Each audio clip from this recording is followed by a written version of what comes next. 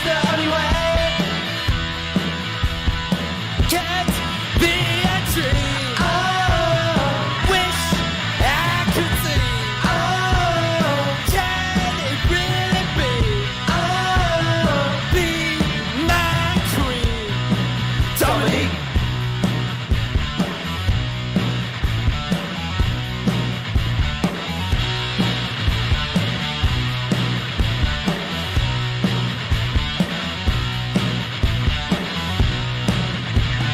Where's the girl of my dreams? She's the only way.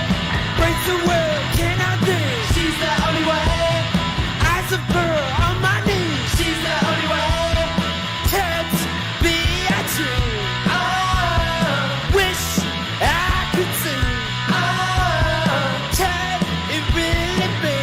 Oh, be my queen, Dominique.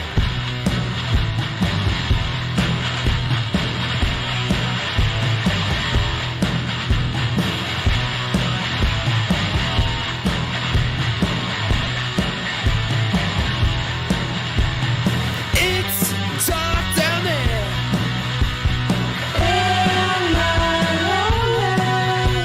The red light affair.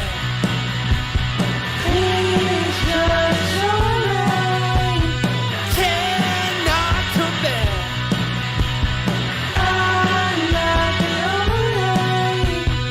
Person who cares.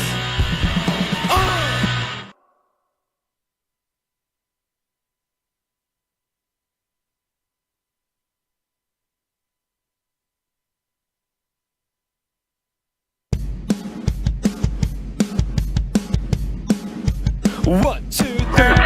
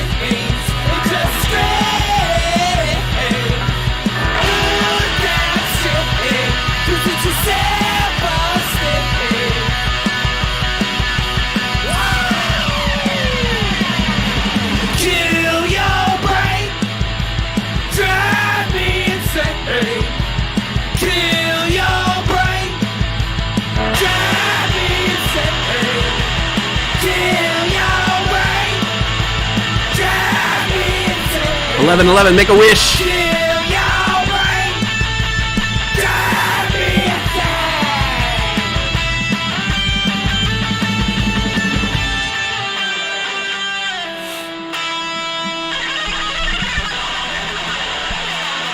Make a wish. 11:11. All right. Let's start the show.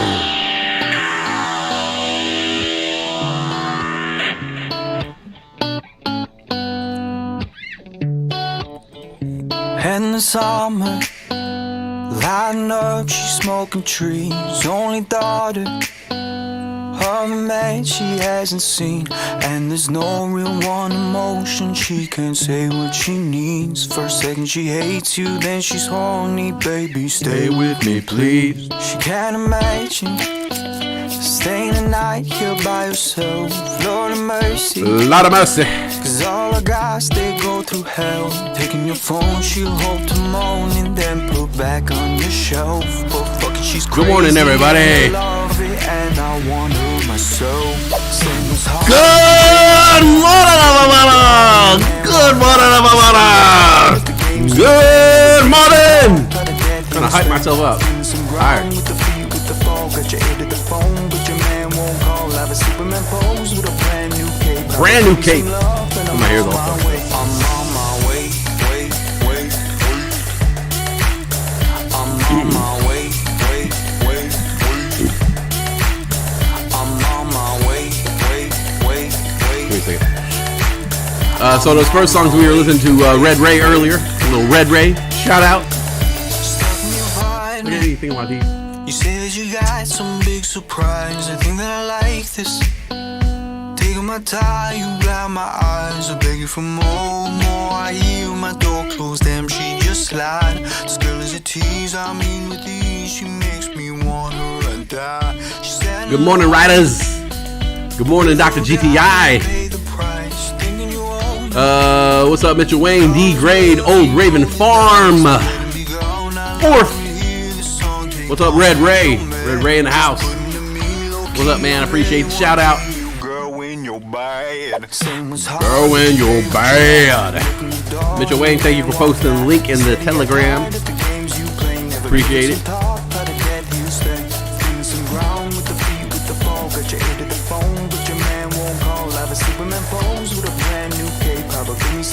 Then I'm on my way.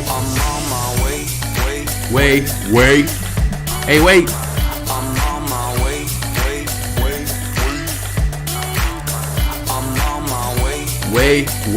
Wait. Where's Cassie? Jen Matt usually shows up at 12:23. Good morning. Good morning. I'm so fucking tired. Not for any like good reason. Like I wish I had a great reason. Like I partied so hard last night. I'm so freaking tired. Nothing like that. I'm just tired. I've been working these doubles, you know. Let me tell you a little bit about my life. So I've been working these doubles. Last week I worked a double on Wednesday, normal shift. So I work Wednesday through Sunday. That's my work week. Okay. I worked 4 of those shifts were doubles, and I'm realizing I just don't have what I used to have as a youth, which is the strength, the inner strength, the chi, the quan, the inner quan to just keep going and keep going. Like if I was a Mount Everest climber, I would be one of the people on the side, frozen stiff, like this, just frozen with all my gear on, because I wouldn't have made it. I lack the strength to put one foot in front of the other these days.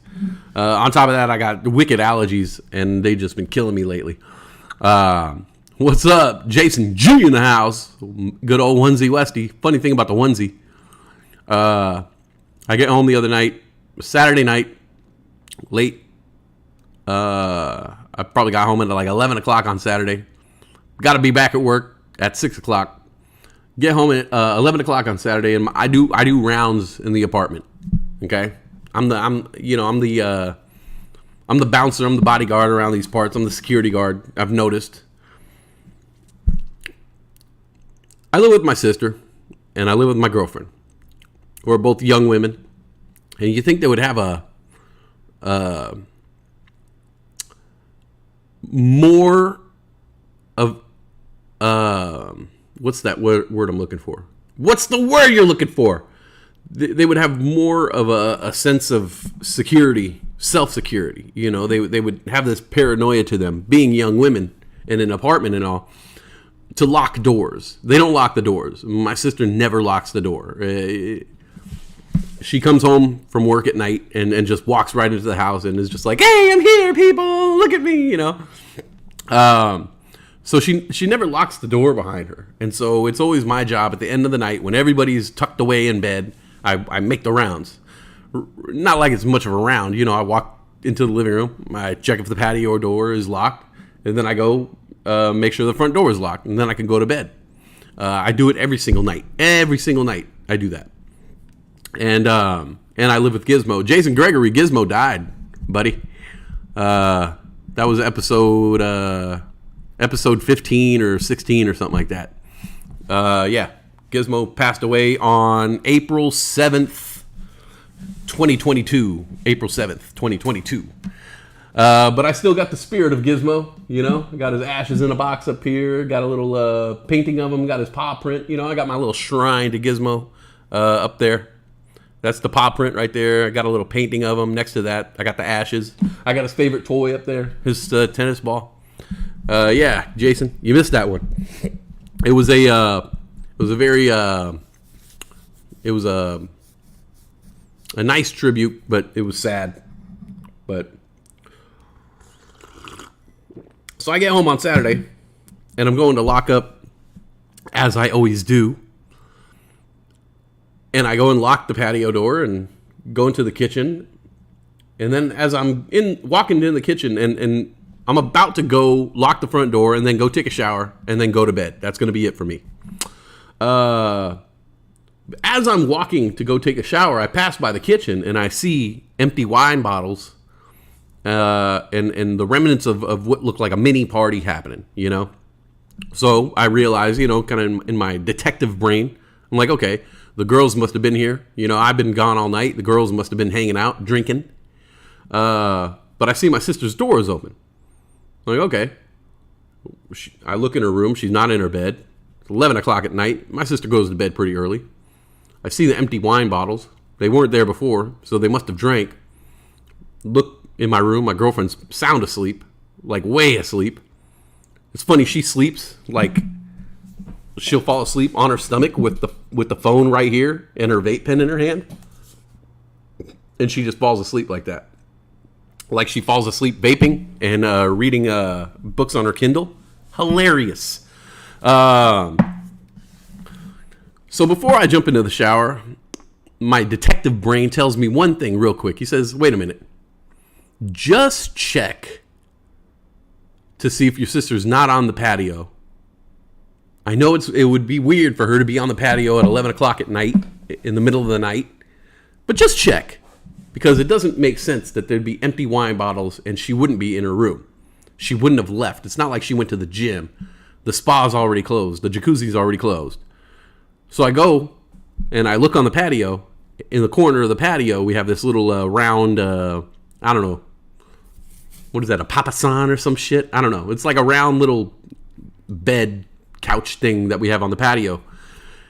My sister's wearing her onesie and a blanket. And she's asleep on the patio, sound asleep. She says she wasn't sound asleep. But my friends, she was sound asleep on the patio. I get it. It wasn't freezing outside. It was like, in the upper 50s. A nice little light rain coming down. And she, as well, had her Kindle in front of her and passed out with earbuds in. And so I didn't want to, wake her and freak her out, because that you don't want to wake my sister up like that, She could throw things. So I flicked the lights off and on, the patio lights, try to get her to, see the flashes of light. Nothing. I whisper to her, hey, sis, out cold. But yeah, that onesie must have kept her warm. Papasan? I don't know. Is it a Papasan? I don't know exactly what a papasan is, but I'm gonna call it a papasan, just because I love that word. So yeah, the onesie was in full effect the other night. My sister put her onesie on and decided to sleep outdoors. Yeah, Christmas onesies in the middle of June. This is the wettest June on record in Portland. It's been the wettest 3 months, the wettest spring on record, and it shows no sign of letting up. I know it kind of looks like it's nice outside right now. It's 58 degrees. I could see some blue in the sky, but beyond the blue in the sky, there are cumulonimbus clouds waiting to just drop on us. And it's been like that lately. We'll think spring is here, and we'll kind of move the spring clothes into, into the areas where you can access them more, Took all my ball shorts, got all my ball shorts down from the closet, put them where I could reach them. Because I'm like, yeah, it's about to be ball short weather, I'm about to be wearing shorts every day. Nah, it ain't happening like that. It's raining every single day now. Yeah, I mean, you just can't predict it anymore. Some days you'll say, my girlfriend will say, like, let's go hiking today. It looks great outside. I said, it looks great now. But in 90 minutes, what's it going to be like, We'll leave the house and I'll look at her. She does not like to bring a jacket. She's from California, She's from California. She's still used to California mindset where you don't need to bring a jacket everywhere you go. I said, you are in the Pacific Northwest now, girl. You need to bring a jacket or a sweater or a light jacket or a sweater or something everywhere you go. Every time. Just have one stashed in your car. She refuses. So I'll say, you sure? Like right before we leave, I do a wardrobe check with her. I make sure that she, she's looking fly. You know what I'm saying? Because that's my girl. She got to look fly. You know what I'm saying? Like rolling with me. Nah. But I always ask her, you sure you don't want to bring a jacket? I'm not asking her if she's sure. I'm basically suggesting it to her. I'm trying to tell her without telling her, hey, Brittany, bring a jacket. What are you doing? You're in Portland. It's going to rain. And so I constantly force her to take it in, and she makes a big fuss out of it, starts huffing and starts exhaling really loud. I mean, save your breath. You were in Portland. When were you in Portland, D-Grade? West Side, you need to get some local honey for them allergies. Yeah, good idea. That's a good idea. I gotta do something because the allergies are like really messed up, and they're like timed. They're like at a certain time, right around 10:30 to 12 o'clock at night. I get a burst of the allergies. I have to sneeze like 15 times every night between 10 and 12 around that time. Every single night. And as soon as I wake up in the morning, I get a second round of allergies. The rest of the day I'm fine. No problems, no allergies, but at right when I'm going to bed and right after I wake up, I get these sneezing fits and allergies and sniffles and whatnot. You were in Portland. Oh, Portland, Tennessee. Motherfucker. I was like, are you serious? Why would Tennessee have a Portland? Shouldn't you have a port? If you're going to call yourself Portland, you should have a port close by.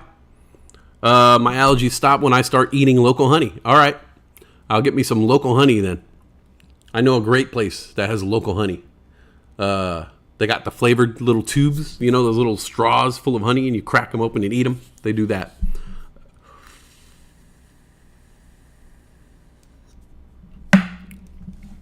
So my ass is like really tired these days. Yesterday, I couldn't even leave the bed. I was like on Discord, living life vicariously through the Discord. But there was I had no energy yesterday. I slept until my girl wakes up at 6 or something like that now, and she leaves at 6:30. So I was up at 6:30. I started looking at the market.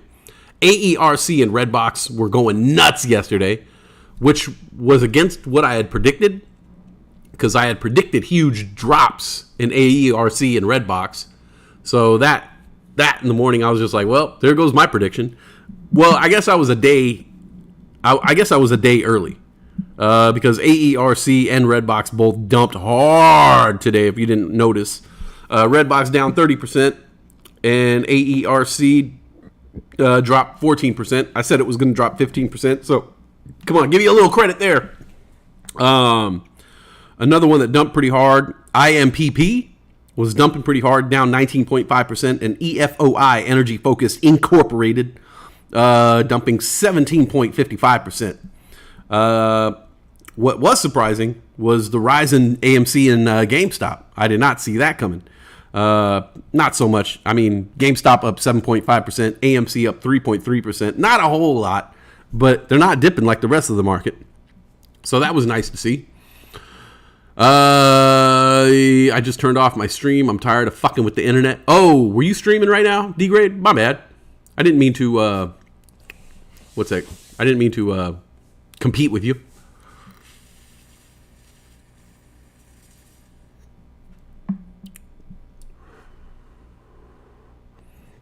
I should just put D-Grade's screen on my screen so we can see where D-Grade's at.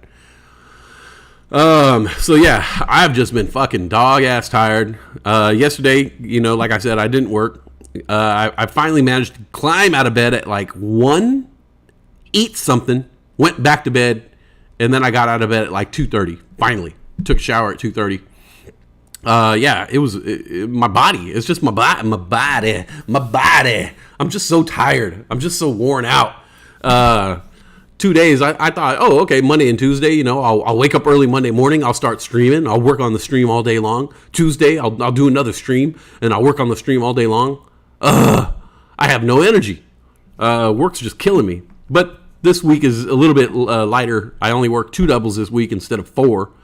So I'll be right about, I don't know, I'll be hitting like 30 hours or something like that. Last week I went into overtime. God bless you, overtime. Thank you, overtime.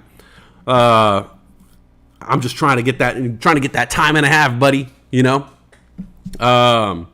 So yeah, that's been my day and my weekend. I've just been like dog ass tired, and put allergies on top of that, throw some allergies in the mix. Your eyes are already feeling really tight and tired, and then you got an allergy on top of that, and then they close up even more, and you sneeze, and you just feel, I don't know, it just makes me feel like overwhelmingly sluggish. I tried to get on the air I wanted to be on the air at 10 today, and I stayed in bed until 10:30. I was so damn tired.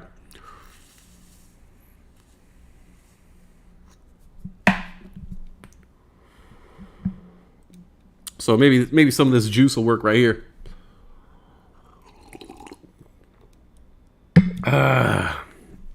So let's see. Overall, market looks a little bit better than normal, fairly even. 3,959 decliners, 3,057 advancers. Revlon.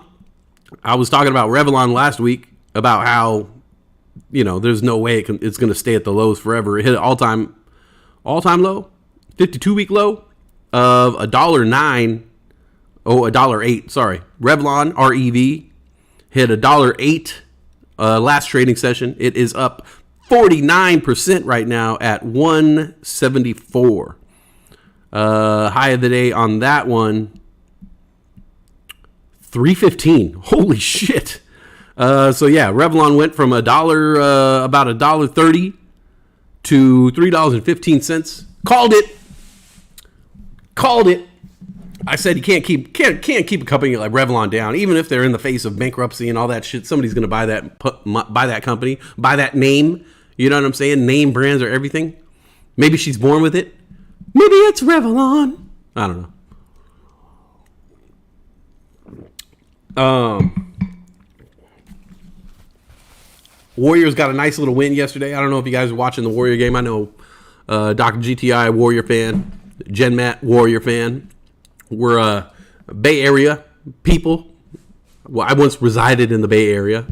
So I'm still rooting for the Warriors and Lakers. California. If it's not the Lakers, I'll root for the Warriors. Whatever. If it's not the Warriors, I'll root for the Lakers.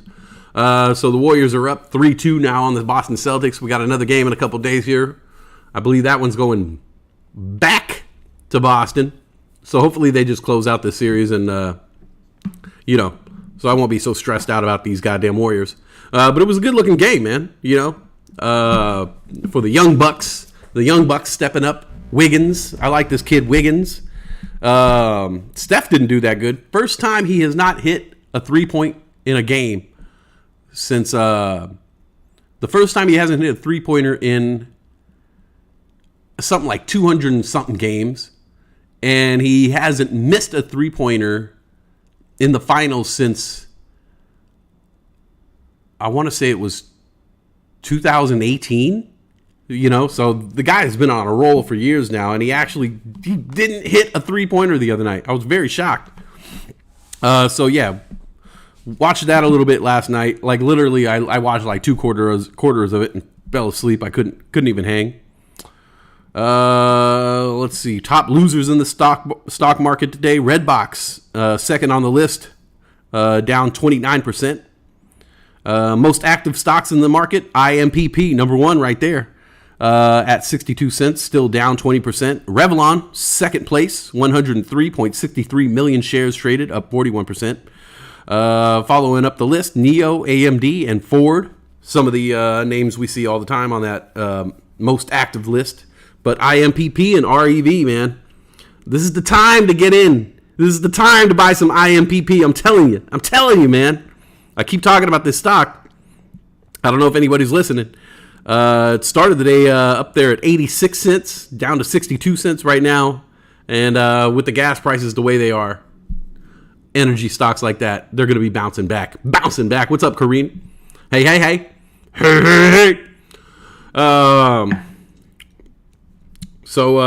NBA stock market.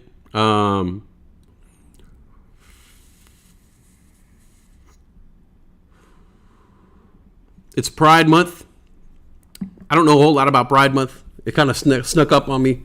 I didn't know it was Pride Month because I don't pay attention to like certain days or months or, I know that February is Black History Month because it's the shortest month of the year. It's just always ironic. But I don't keep up on, Asian Pacific Islander month. I just don't. Yeah, I think that was last month. I don't keep up on the months.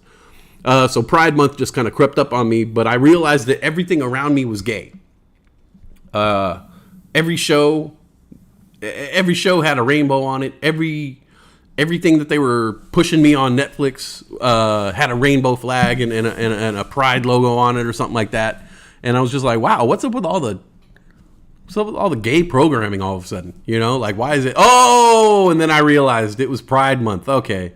I came in the other day. My sister was watching some show on Netflix. It was all, Pride comics and, just the best of the best. They got them all out there. You know what I'm saying? They got them all out there.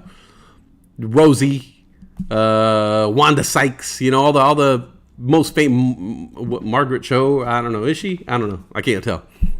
But yeah, every stand-up special that they're promoting right now is, gay or someone from that community. So it just crept up on me. I didn't know. 14 days in, I'm celebrating Pride Month 14 days in. So my bad. But happy Pride Month to anybody who does celebrate that. Saw that story in the news. I don't know if you guys saw the story in the news about the 30 guys in a U-Haul, all wearing matching clothing, and they were on their way to a Pride parade. Which is just funny to me, they're the Proud Boys or something like that. I'm going to start referring to them as the Pride Boys. I'm sure that they wouldn't appreciate that, so even better. And it's funny because you get these 30 guys, angry men, angry men, angry that gay people have a parade. And it's just funny because they're 30 grown men who all premeditatedly, is that a word? Premeditatively went and bought the same outfit, wore the same outfit. I don't know if they changed together or did they just meet up like that, or were they like, okay, let's all change together? I don't know. Either way, like, it's the more you analyze the situation, they call themselves the Proud Boys. You know, the Proud Boys. We're all going to dress together. We're going to go to the gay pride parade. Like, it literally sounds really gay, which is funny to me because they are so staunchly against homosexuality, yet you're 30 grown men dressing alike going to the gay pride parade. Like, that's gay, my friends. They were gonna do some, luckily they got caught. It was a hotel worker. Yeah. All right. One for the hotel workers. A hotel worker saw a bunch of these guys in matching clothing piling into a U-Haul, and this hotel worker actually dropped a dime on them. They'd been under surveillance, but nobody was doing anything about it, because that's what we do with surveillance. We watch people. We watch the fuck out of people, and we wait until they're about to commit a crime, even going back to like 9/11 and Timothy McVeigh. All these people were being watched by some government agency, but nobody ever says anything. They always wait till we got to catch him in the act.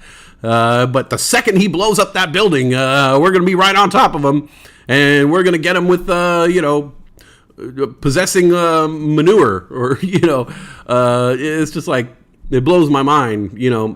I know we're not living in a Minority Report world where you could punish someone for the crime they're about to do, but we got to be able to, if we have surveillance on these type of people, we got to be able to stop them before they get close enough to do something bad. So shout out to the hotel worker who saw something was going on. I was talking about the Las Vegas shooting. Hotel workers saw this guy loading gun after gun after gun into his room. I mean, it must have taken him, he had like 55 guns up there, some crazy amount of guns, hundreds of guns, bullets, bomb making equipment, and he just loaded it all up, just by himself, trip after trip after trip. Now look, I work in a hotel.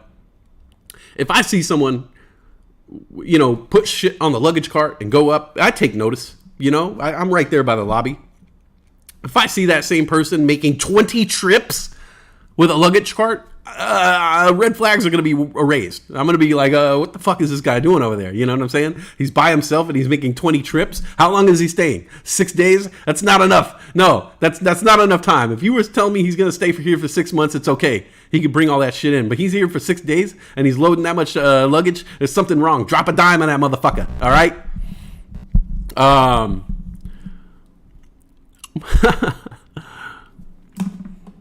Kareen says, yes, man, it's so fucked up. Thank God they got him. Oh, Kareen got the stickers. I got to check my mail. I'm pretty sure I got something in my mailbox. Get my stickers. The irony of them in a U-Haul, if you know, you know. They look pretty cute. Right? All in their matching fatigues, you know what I'm saying? Playing soldier. Look, unless you're on like a professional baseball team or a sporting team or a team of any sort, you shouldn't be wearing matching clothing with another guy. It's just, no, you don't do that. You don't just like, oh, hey guys, what are you going to wear? Khaki fatigues? Me too. It's just like, no, you are then crossing the line into what you hate homosexuality, but you're dressing like a bunch of other guys. Sorry, you're gay now. I'm sorry, guys. You're the Pride Boys. Gay pride. Be proud of it. All right? Proud Pride Boys. And why would they call themselves the boys? You know what I'm saying? Like, that's gay too, And here's the thing. Gay pride parades, every parade is gay. I don't care. I've watched parades, and every time I'm just like, this is just very gay. Like, people are dancing and singing, and they're wearing red, white, and blue pants, and it's just like, it's too much for me. So I don't know why, like, all of a sudden people are like, oh, that parade right there, that's a gay parade. No, they're all gay. Okay, so we'll shut them all down. Okay, and just let them have their moment, man. Let gay people have their moment. I don't get. This is the thing. I don't understand, because before civil rights and everything that's happened amongst countries and colonies and things like that, gay people were here. You know what I'm saying? Before before the world found out there were other races, there were gay people within their population. Yet it's still taken this much time for people to accept the fact that it exists. You know, Native Americans would herald the gay people in their community. They called them two-spirit people. You had two spirits. You had the spirit of a man, spirit of a woman. So you'd have a guy who could hunt, but he could also take care of the kids at home, and he could cook. You know, and so they were heralded. They were heralded because they were more open in their thinking. And it's funny how, like, this Western culture, we don't see it that way. You know, it's a hindrance.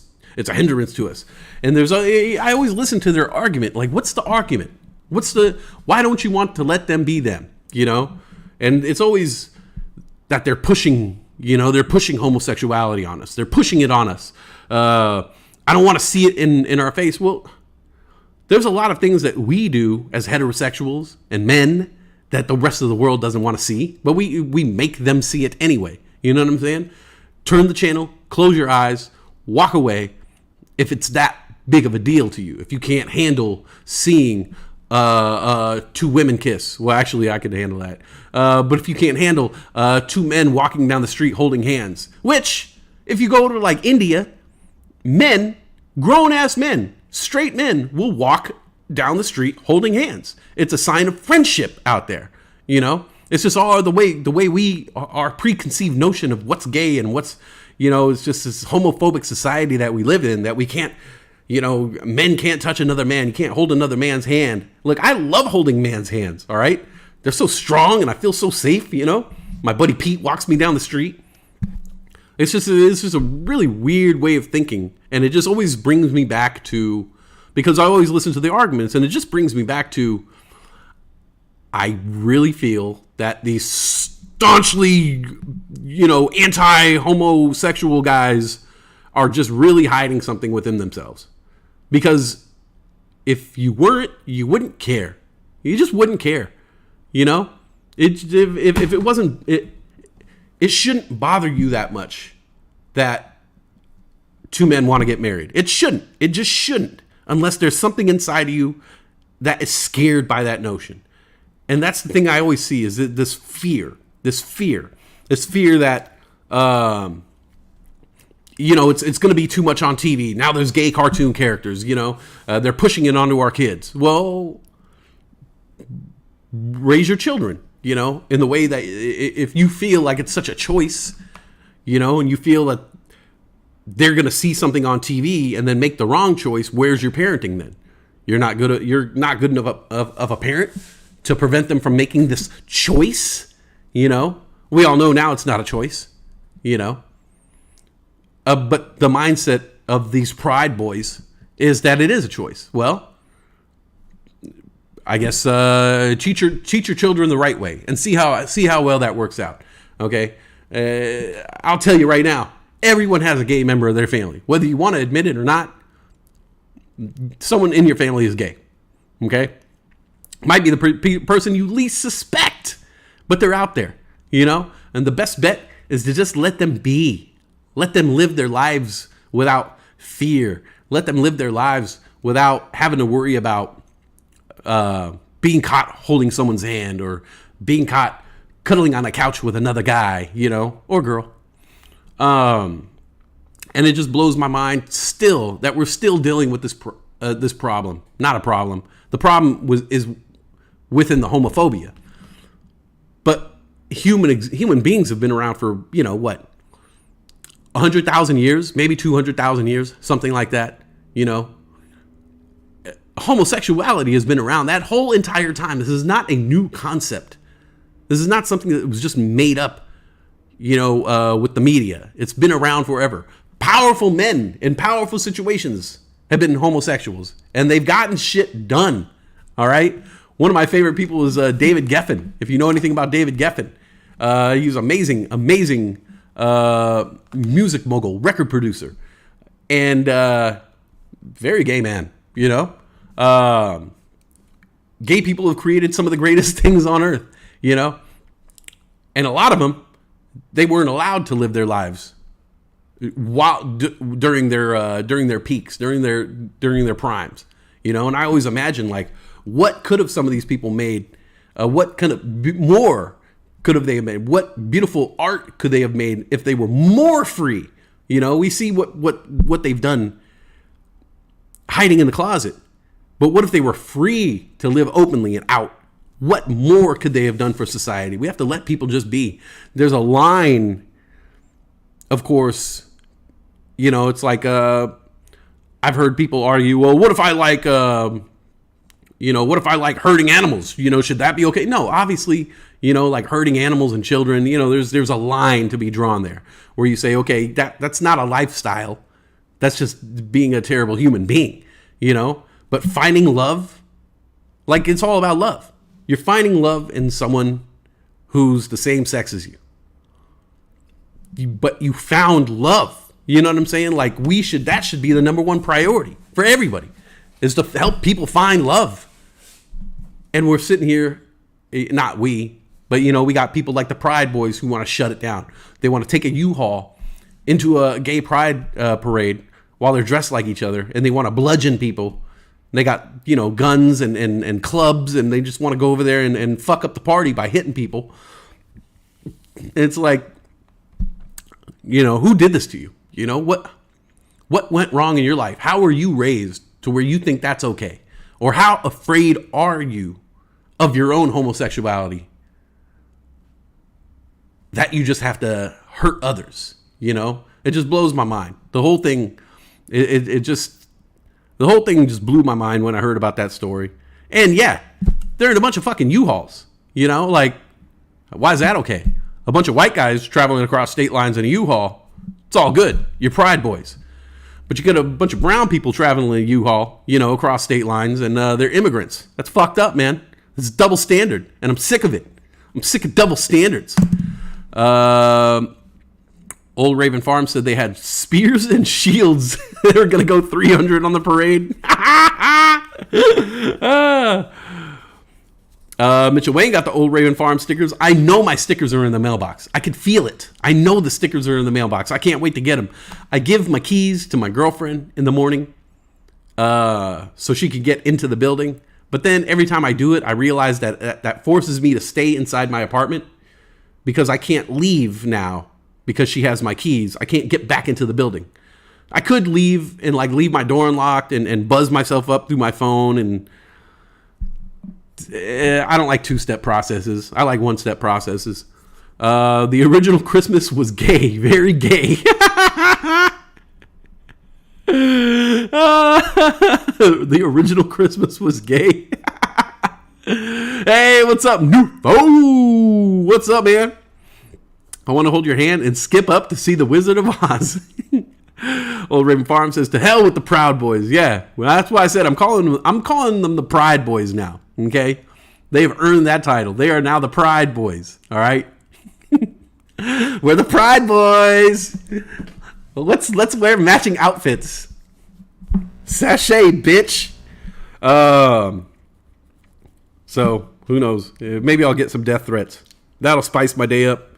Yeah, so that was just a story I saw on the news, and it just blows my mind just because it just feels like, I always say, like, you always want to be on the right side of history, you know? You always want to be on the right side of history. When you look back at shit years later, you don't want to be the person who was in Birmingham, Alabama, who was like, schools need to be kept segregated. You know what I'm saying? Like, integration is wrong. You don't want to be that person on video saying that shit.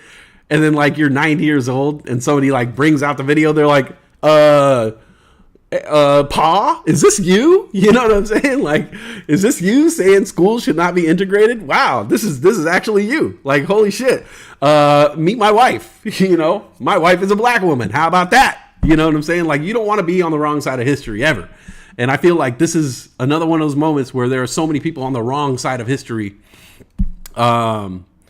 in not supporting the gay movement, because we're just going to get better. We're just going to get better as a society, as a people, when we let people love. You know, that's what it all comes down to. It is, there's a group of people in this country who don't want things to change. You know, and this traditionalist bullshit that has like been wrecking this country for so long. I love this country. I love America. I love America. I am American. I am American. I'm Native American. Okay. So I'm more American than you. No. But it just blows my mind that there's so many people in this country that want things to be as they were in the late 1700s. Wrap your head around that. That there's a group of people in this country, lawmakers and politicians and voters and people living in strange towns in the Midwest that want things to be just as they were in the late 1700s. They don't want things to change. They want it to be that way. 1783 was a great year for them, and they want things to be that way. You know, they're okay with embracing newer ideas, things that make their lives easier. But other concepts, they don't want. You know, it's cool, I'll take the iPhone, but I don't want gay people to get married. You know, it's cool that I don't have to hold my iron over a fire anymore.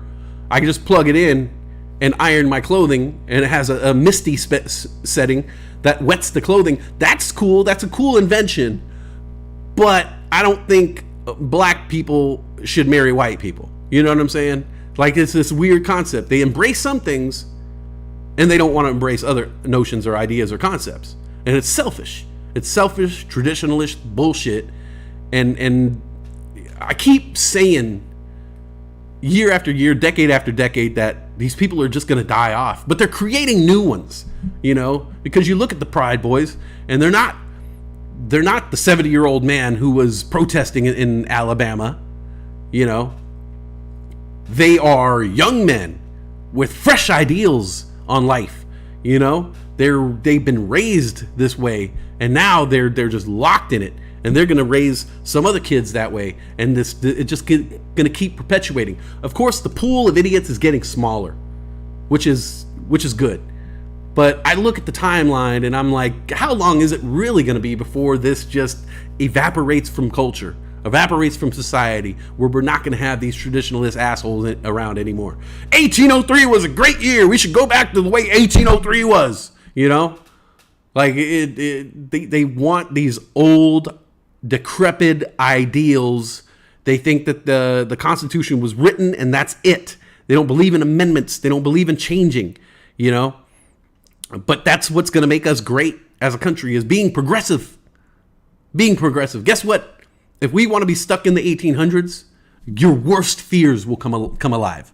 Because their worst fears is that China is going to take over, you know. China's going to take over the world. China's going to take over the world. Well, guess what? If you don't get with the fucking times, yeah, China's going to fucking run all over our asses, okay? We need to be more progressive in our thinking. We need to be more progressive. There's certain things in society that need to be phased out, and there's certain things in society that need to be embraced. And these fucking traditionalist assholes, this convoluted way of thinking is getting in the way of us enlightened, evolved people, because we're trying to make a world here. You know what I'm saying? We're trying to create a fucking utopian society over here, and you motherfuckers are getting in our way. Okay? You know, you coal burning motherfuckers. You know what I'm saying? I'm trying to harness the sun for power, and you're over here burning coal and fracking. You're fucking me up. You know what I'm saying? I'm trying to find the next fucking leader of society. I'm trying to find the next Martin Luther King, and you're over here silencing people. You know? Let us live, man. Let us breathe. You know? Let us form a more perfect union. Okay?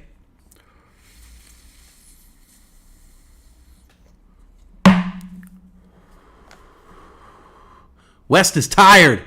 West is tired of the bullshit. Tired. Like the gun argument. The gun argument is the funniest argument. Because when you back someone in the corner about an argument about guns, I'm pro-gun. I got a gun. All right? I got a gun. I got a couple guns. All right? I got a couple guns right here. I got guns, but first of all, I like having a pistol, because if I get into the situation where I need to defend my household, defend my sister, defend my girlfriend, I got a gun, okay? And I got an even bigger gun if that doesn't work. But what I don't have is an automatic rifle that could kill many people. It's To me, it's about the defense. It's not about the offense. And a lot of these weapons that they're putting out there, they're offensive. They are there to take on an army, or for you and your friends to dress up alike and get the same gun and take on an army. And when you listen to the gun argument, it always goes back to the forefathers. The forefathers, put the amendments in there so we could have guns, so we could rise up again. It always goes back to this rising up thing. In case the government is fucking up, we could rise up against them. Which blows my mind, because their mindset is that we are so patriotic that we are owning guns, because if the government gets out of line, we, the patriots, need to rise up against this government that we're patriotic to. And the government knows this and still provides these idiots with guns. And it doesn't make any sense. You're literally giving guns to people who want to take you out, and you're protecting them the whole step of the way. Every step of the way is to protect these gun owners. And we got the gun lobby and the NRA, and they're feeding into this bullshit. But it's like, at the end of the day, the heart of the argument is that they want guns. I mean, look, we all know they want guns to kill brown people, But at the end of the day, their argument is, we want guns in case we need to take the government back. And the government is saying, you people need guns so you could take us out. It doesn't make fucking sense. It's this traditionalist fucking old school way of thinking that's non-progressive whatsoever. It's just stuck in the fucking past, man. It's stuck in the fucking past. Fucking West is tired. West is tired of this bullshit.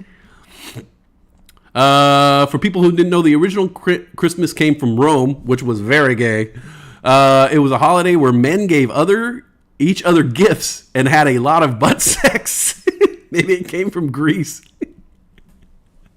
West on his soapbox. I'm on my soapbox, goddammit. A box of Dove bars. I got a wrench. Yeah. All we need is these wrenches, baby. Bring back Grease wrestling. Did they Grease wrestle in Greece?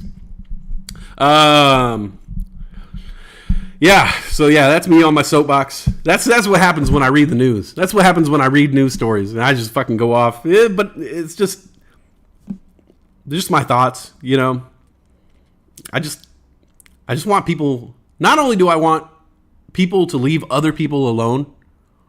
Like, that's really the heart of it. It's just, are you hurting someone? Are you hurting someone else? Are you torturing someone else? No? Then fucking do your thing. Do your fucking thing. If you're not hurting someone, if you're not torturing someone, if you're not planning evil for society, are you doing any of those things? No? Then fucking do your thing, man. Are you hurting animals? You're not hurting animals? All right. Do your fucking thing. Do your fucking thing. I don't need to be a part of it, right? I don't need to be a part of it? Okay, cool. Do your fucking thing.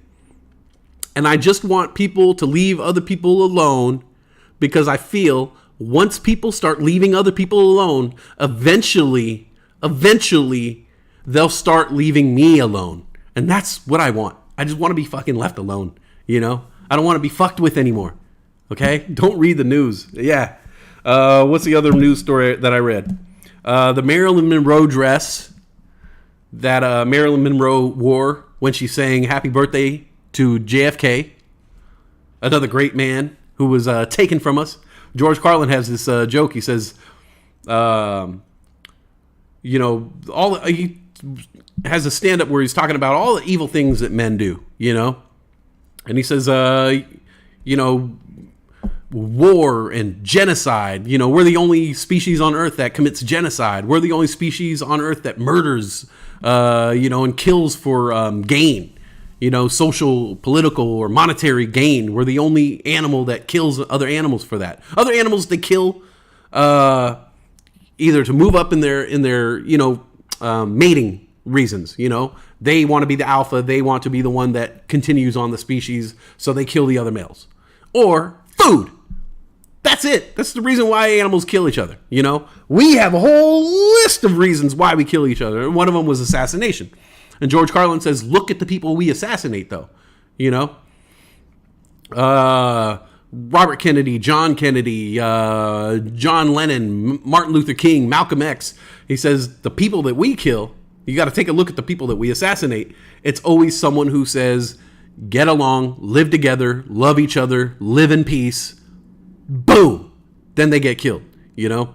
Humans are very, very fucking crazy fucking species. I still can't wrap my head around all the shit that we do. But the Marilyn Monroe dress, it's not just a dress. It's not just something that a piece of wardrobe that Marilyn Monroe wore. It's a piece of history, you know? Marilyn Monroe wore this dress. She sang to the fucking president of the United States. It's iconic. And supposedly they lent Kim Kardashian the dress for the Met Gala, which is another fucking elitist bullshit waste of fucking time, where the richest of the rich, the most elite stars and business moguls of our day go to this goddamn Met Gala so they could show off how much money they really fucking have. And it's a thing that all the plebeians, we all gather around and we watch and we look at the pictures online and we look at the pictures in Us Weekly and we watch it on TV and we look at oh my God, look at that dress. That's a fucking $3.1 million dress. And look at those diamonds and look at the car they drove in on. And it's just a fucking, it's just this shameful parade of wealth, disgusting wealth.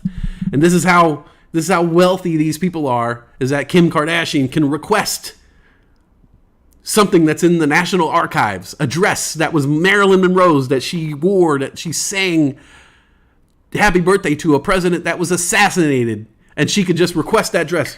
Excuse me, I want to wear that Marilyn Monroe dress, okay? Knowing goddamn well you cannot fit into that fucking dress, okay?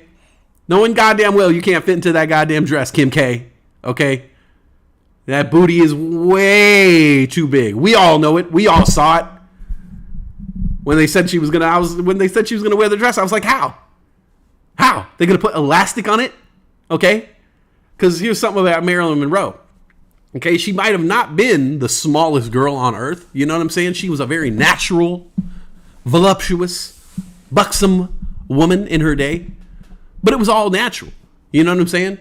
They weren't pumping her full of chemicals to make the fucking booty bigger. You know what I'm saying? She wasn't topped off with silicone, you know? She was just naturally that hot, okay? In the 50s, and she's still hot, okay? She's still on purses and t-shirts and phone cases, okay? And hey, Britt, what's up? My girl. Not true. Lions will kill the kittens for baby lions if they're male so they could keep in place at the head of the pride. Well, that's what I said. You know, they'll kill other animals, but it's for the power in the pride. You know what I'm saying? Because they want to be the alpha male. You know, which is real fucked up when you see the videos of that shit. I hate watching the lions kill the little cubs. Dolphins are evil. They drown baby penguins. Other things. In the water that play with them or do naughty things to them. I don't like things not PG. I have heard that dolphins are pretty, but then again, people always say dolphins are as smart as humans, you know? And you look at dolphins do some crazy shit. Whales play with their food. You ever see what the whales flip up the seals and like fuck the seals up? I actually found out why they do that. They're trying to like slow the seals down so the other whales can practice eating seals. Saw a whole documentary about it. Booty volume is too high end. And so anyways, she requests this dress. Excuse me, wardrobe person. Yes, I'd like to wear a dress that Marilyn Monroe wore when she sang to the president of the United States. Oh, okay. Well, we could make one up for you. Right? No. I don't want a replica. I want to wear the actual dress. Pull it out of the Smithsonian. Dust that shit off. I want to tuck my fat tuchus into it. But Miss Kardashian, you're not going to fit in that dress. I don't care. Bring me the blood of Kanye West. I want to wear that dress. And turns out after the gala, the dress was returned and it is fucked up. Naturally. She stretched it out, you know? She stretched it out. You should have seen them trying to fucking pack her in that shit. Like, it was very, very funny. It was like they were stuffing a sausage, you know? What's up, Brittany? My girl Brittany, she's at work. What's up, Britt? How you doing? Hey, baby. You're at lunch? You're on lunch? On your lunch hour? I miss you. I really miss you because my coffee's getting cold. She usually hooks me up. No, I'm just kidding. I miss you for other reasons. Hey. So yeah, Met Gala, a bunch of bullshit. Fucking just showing off, man. Showing off. Now, mind you, if I got like really famous and I was invited to the Met Gala, of course I'd fucking go. Of course I'd go. It's a once in a lifetime opportunity. Of course you're gonna go. But until that time, I'm gonna fucking make fun of it. Because I'm never going to get the opportunity. Lunchtime. What you having for lunch today, Britt? Let me guess. Uncrustable, Diet Coke, and a banana. Jen Matt says it's giving Cinderella's evil stepsister vibes. Right? And I don't know. Like, I just want to see just once, like, an insanely rich elite person make the right decisions. You know, they just get lost in being rich and they forget what it's like to be human. It's Marilyn Monroe's dress, man. Let her have her fucking dress. You know. Bam Britt, you taking me out tonight? Take me out. Where are you taking me? Where are you taking me, baby? Like, to dinner? Like, we're going to eat out?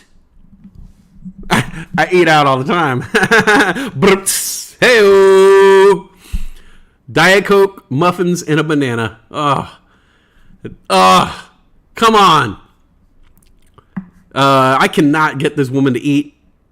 I cannot get her to eat like a healthy lunch or a breakfast unless I'm like cooking it and making it for her. Even then, you know, we'll go out to eat breakfast. What does she get? What does she get, everybody? You guys know what she gets. If we go out to breakfast, I'm eating a protein-packed omelet, you know, cheese, egg, sausage, maybe some mushrooms, you know, some potatoes, some toast with butter. What does she eat?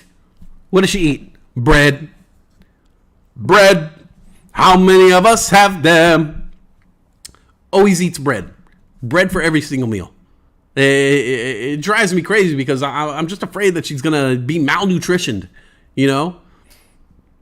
You're not going to get enough of your daily nutrients just from eating bread. It doesn't matter if the bread has butter and syrup on it. You gotta branch out a little bit. Eat a little something more than bread. Bread for breakfast. Bread for lunch. What do you want for dinner? Bread. All the time. I already know the answer. I already know the answer to the question. You know, what'd you have? What'd you eat today? What'd you have? Toast. Anything with that toast? Butter. Yeah, but anything with the toast with butter. Anything with it. Coffee. God damn it. You didn't really eat then. You didn't really eat. Mitchell Wayne, you want to go waterfront dining? Jen Matt, you would also like to go waterfront dining. Let's go. Let's go. Here's the thing about this area. Everything's waterfront dining, you know? Everything's waterfront dining. Hey, all the restaurants we go to, for the most part, are right here on the water. It's wonderful because there's so many bodies of water. There's the Willamette River over there in Portland. I believe it's the Willamette. We have this right here. Is that Nessie? There's a big ass tree floating down the river right now. A bunch of birds just sitting on it. Bird cruise. We have this is the Columbia River, but it splits. Okay, it splits and it goes around the island here. So we're on one half of the Columbia, and there's the other half of the Columbia, the bigger half of the Columbia over there. And so there's dining on this side of the water. There's dining on that side of the water. There's dining on that side of the bridge. There's dining on this side of the bridge. All waterfront dining, you know? It's so accessible. Waterfront dining everywhere, you know? So yeah, you guys are more than welcome to join us.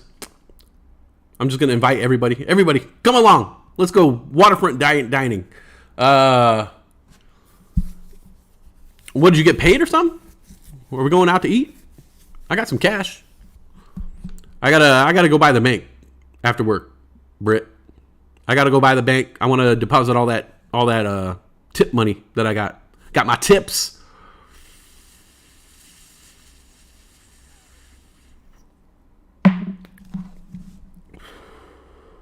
Also, while I was watching videos of the Kim Kardashian sausage being stuffed into this Marilyn Monroe dress, I realized in the background there, Pete Davidson. She's still with him. Now, I'm not the most attractive person on earth. I'm not the most funny person on earth, but I consider myself to have a decent sense of humor. And I find myself mildly attractive, especially when I look at myself in the mirror. I find myself mildly attractive. Mild. I don't necessarily find Pete Davidson attractive. And look, I know what you're saying, all right? But let me tell you right now, I know attractive men, all right? Patrick Swayze, Ryan Gosling, Miles Teller. I know attractive men when I see one, okay? Pete Davidson, I don't see it.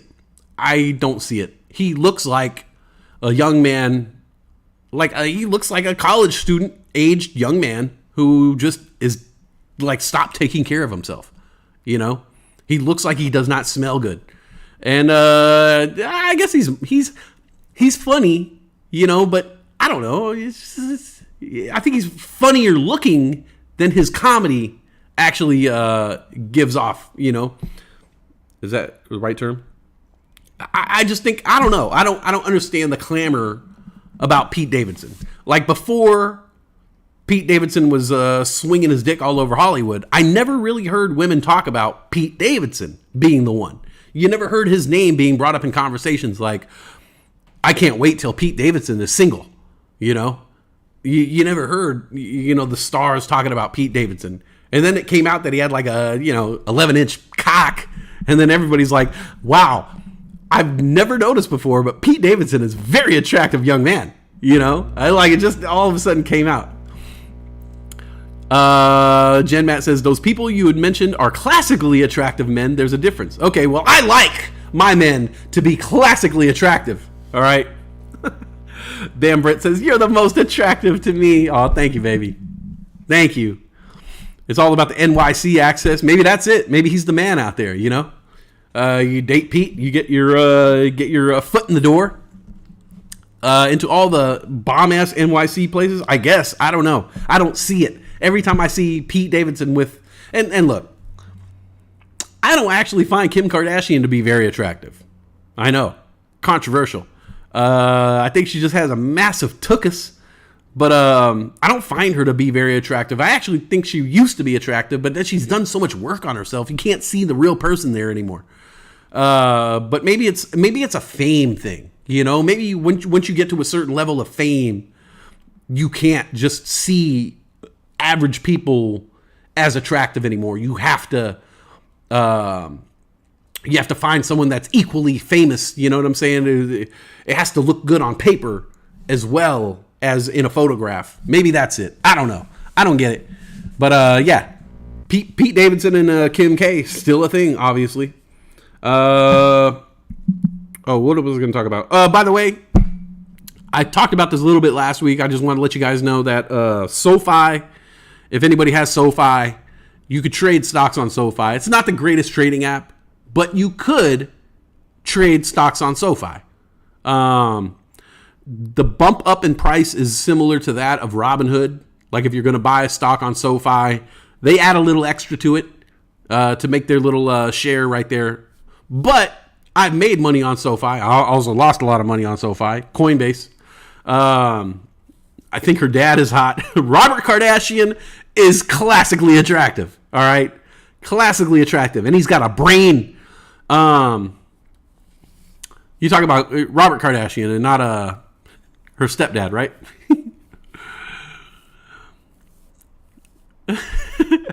D-Grade says, I know I'm not the most attractive person on earth, or the most fuckable, or funny, or even don't have the best personality. God damn it! Now I'm gonna go back to my corner. You were onto something there, D-Grade. You were onto something there. I was waiting for the punch. You're good, D-Grade. Don't worry. You are very much loved by everybody you come across. D-Grade, I would say you're pretty fuckable. Why not? And you're very funny. And you got a great personality. Don't forget about that. So yeah, you could trade stocks on SoFi. It's not the greatest trading app. It's a little bit more expensive than Robinhood. But if you're out of day trades, or if you just want to get that trade in, or on another platform, SoFi, you can trade stocks on SoFi. And as of last week, SoFi opened up extended hours, so you can now trade in pre-market and aftermarket. I think you only get an hour and a half of the pre-market, but you get the full 4 hours of after hours trading on SoFi. So that's just a little something out there for you stock traders. Also, Webull has OTC stocks. I mentioned this last week as well.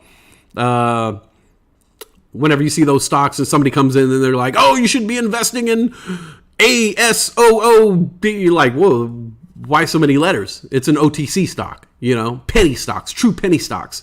Webull now has access to these OTC stocks, so trade away. Stepdad. Oh, stepdad. Bam Britt corrected us. Stepmom. Stepmom, okay? Caitlin. Good old Caitlin. Oh, yeah, guys. Yeah, baby. Yeah, she's not bad, I mean, a little out of my age range. I don't like the matures that much, but she looked all right on that cover of Vanity Fair. I don't know if Caitlyn has made enough changes to like fool me, and I don't know if I'm daring enough to just, like say I met Caitlyn at a bar one night, just for shits and giggles. Let's go here. Say I meet Caitlyn Jenner at a bar one night, and I got a couple drinks in me, I got a couple, couple doubles of Glenfiddich in my system, maybe sipping on a Pilsner, that's how I roll. Maybe a empty plate of chicken wings next to me, and I'm looking across that bar. And granted, this is a fictional story, so I'm single, I'm on the prowl. I'm looking around the hotel bar, looking for my next meal. Chicken wings didn't do it for me. I'm looking for something more, and I'm looking around the bar and see a couple, travelers, little weary travelers. Maybe she's a flight attendant right there. She's a solid 6. Looking over there, this girl, she's traveling with the construction company. She's a solid 5.5. Now I look at Caitlyn. There's something different about her. Something off. She's tall. That's a plus. Okay, she's tall. She's very well dressed. That's another plus right there. Maybe I walk by her, maybe I walk around her, get to the bathroom and I walk by and maybe I smell her hair, She's a rich woman, she's going to afford the greatest perfumes on earth. I'm guessing Caitlyn probably smells pretty good, That's a plus, she's tall, she's well dressed, smells great. She's very classy. She's drinking some kind of champagne cocktail, Her nails are done very well, Spent a lot of money on that manicure. Maybe she's wearing some open-toed pumps. Maybe I could see her toes, That's a plus, seeing the toes. Toes are well manicured. She's had obviously fresh mani-pedi, She probably goes twice a week. That's a lot. That's expensive. I'm checking out her toes. They're not chipped. They're not misshapen. Looks like maybe she's did some running in her day. Feet are kind of big, but she's a tall woman. She's allowed to have big feet. I start kind of looking at her shoe and realizing that maybe that shoe could fit me, you know. I don't know. Maybe that's a plus. Who knows, you know. She, showing some leg, muscular leg, you know. Maybe she was a college athlete, you know.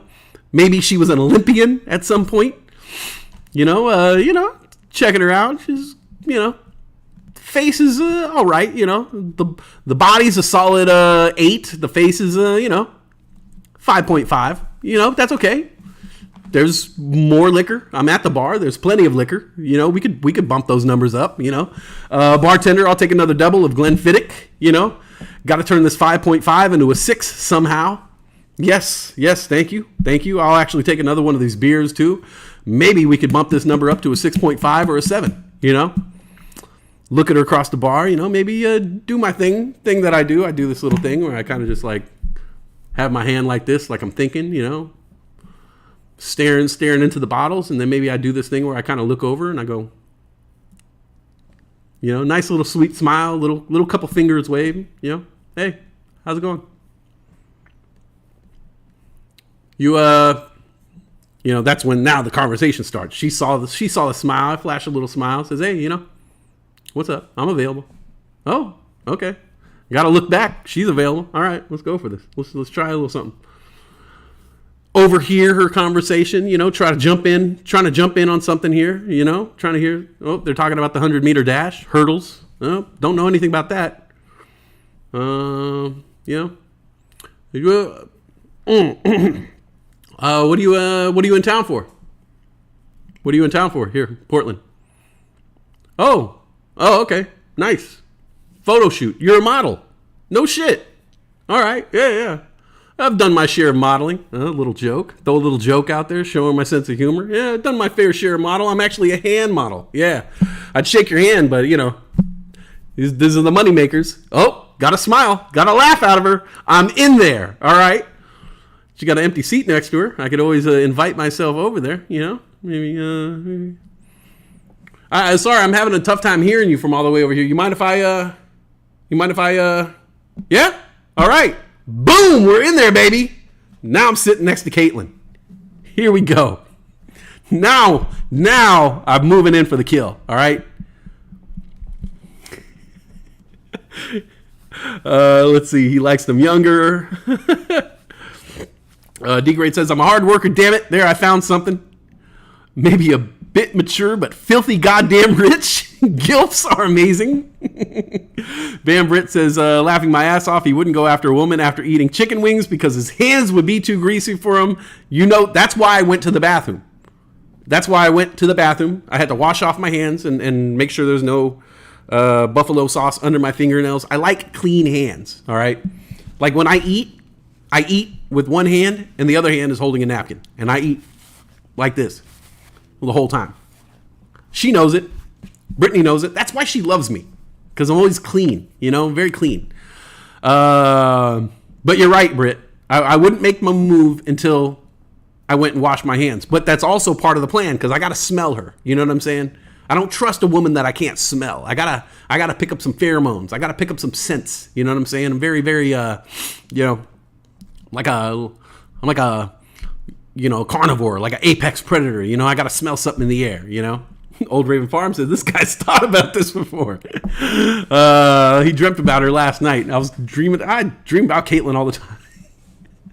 There's no way you're asking this many questions after a few Glenfiddich. Oh, trust me. The questions come a-rolling when the Glenfiddich is streaming. Bam Britt, gotta go. Bye, everyone. Love you, babe. Love you, baby. We're going out to dinner tonight. She doesn't like men, so that's a hurdle. Pun intended. Oh, here we go. Jen Matt's on the board. That's right. You know what time it is. Jen Matt, you just got one of these. That's right, baby. Oh, that's right, baby. Yeah. Caitlin gives you a thumbs up, baby. Yeah. Wonderful, wonderful pun intended. That's a hurdle. It's all gravy till you hear the voice. I think that's where I'm getting. Is that I'm finally going to park up next to her. Now we're facing each other. I got my glass. She has her glass. We're looking at each other very closely. I'm noticing a couple things that are a little bit off, but you know, she does have a very chiseled jawline, strong cheekbones. I like that. You know, very well defined collarbone and neck. You know, a very very strong neck. I could see every muscle. I could see every trapezius muscle. I could see her latissimus dorsi from the front. I could see she has very strong delts, very strong deltoids for a woman. And then I notice a bit of is that an Adam's apple? Is that an Adam's apple? Maybe she's so fit that I just see it. Maybe she's so, you know, she's done so much aerobics that it's just the skin is tightened around her neck and I could see an Adam's apple. Maybe every woman has an Adam's apple. Maybe I need to take another drink here. Can I get another Glenfiddich? Because I got some questions arising in my head. I'm going to need another Glenfiddich, and yeah, I'll take another beer too. Shot in a beer, double in a beer. On the double. We got some really big questions to ask myself here. You know? And then, yeah, that voice starts kicking in, you know? Yeah, baby. By the way, I don't know how to bring Streamlabs back. I don't know how to bring Streamlabs back. I did everything in my power. Old Raven Farm says, if it takes that long to notice, doesn't matter. I don't know. I asked myself these questions. What would happen if I saw Caitlyn Jenner at the bar, you know?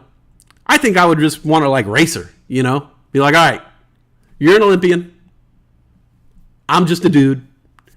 You're in heels. I'm in Nikes. Let's run. Let's run. Let's see. End of the block. All right? End of the block. And then, I don't know. What are the stakes? What are the stakes here? If you win, I will, I'll fill you up over the clothes stuff. Okay. And if I win, you just let me go home. Just let me go home. I don't want a prize. I don't know. I think about Caitlyn a lot. All the time. I'm just joking. I do wonder, though. Let's see. Oh, Steel Fawn just texted me. Hey, man. How's it going? All well stateside. Loving being home. Being at home so far. We'll be flying back next week. Just a reminder, I put you as a reference for my new job. Oh, okay. I hope you don't mind. Said you were my manager at blah, blah, blah. They should be contacting you at some point this week. All things going well, we'll be starting the job in a couple weeks. No shit. All right, Steel Fawn. My man Steel Fawn out there in Ireland just texted me. He's out there in the motherland. And he's happy. Good for him. Oh, got a message from Crypto Kazi. Crypto Kazi's doing good. About to start a new job as an electrician. Working on submarines. Missing the show. When are you on? Love to hop on and hear that professional voice and these jokes again. Hey, Crypto Kazi sent me a message. All right. I'm glad that he's doing well.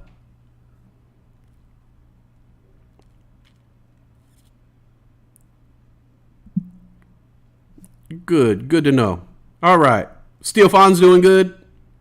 Crypto Kazi's doing good. That's good to know. Winner gets a blowjob. I was going to, you know, thank you. Thank you, man.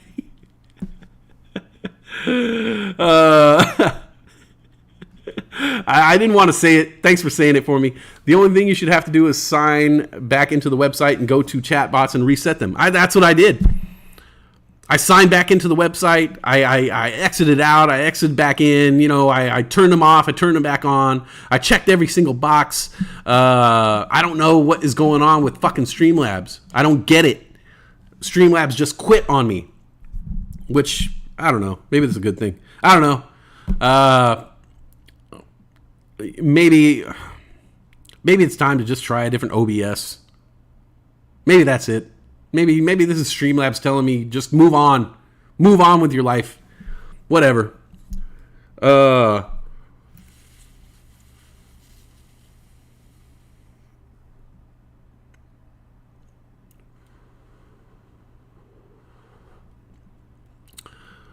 What else? I came up with a new term. It's called horngry. That's when like you're horny and you're hungry and you can't figure out which one you want first, you know?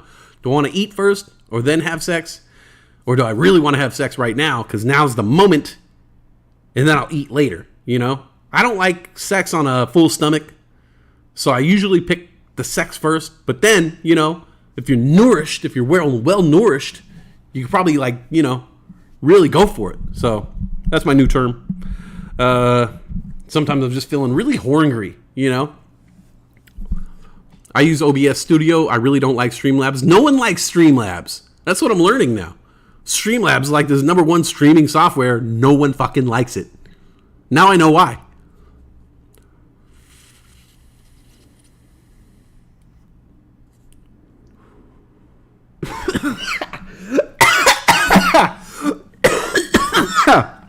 Damn, Nufo.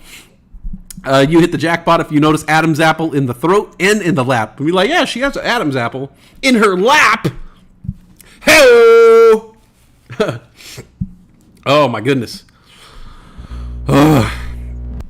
Cool. My girl's taking me out to dinner tonight. Taking me out to dinner. That means I don't have to cook. I was really worried about that. That was my one chore today. Have the entire day off. And I can't leave the apartment because I'm captive. She's holding me hostage here. I have no keys. I can't get in and out of the apartment. So I have to find shit to do around the apartment, which is work on Streamlabs, finish setting up this other computer, burp into my hand. I was going to like lounge around, watch the stock market.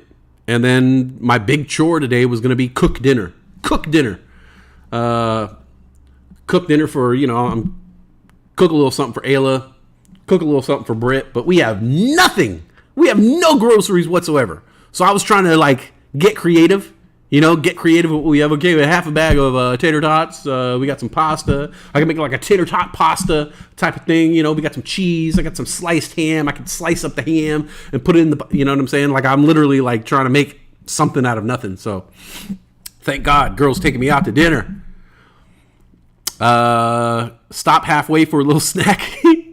Hit up those Pop-Tarts I keep in my nightstand.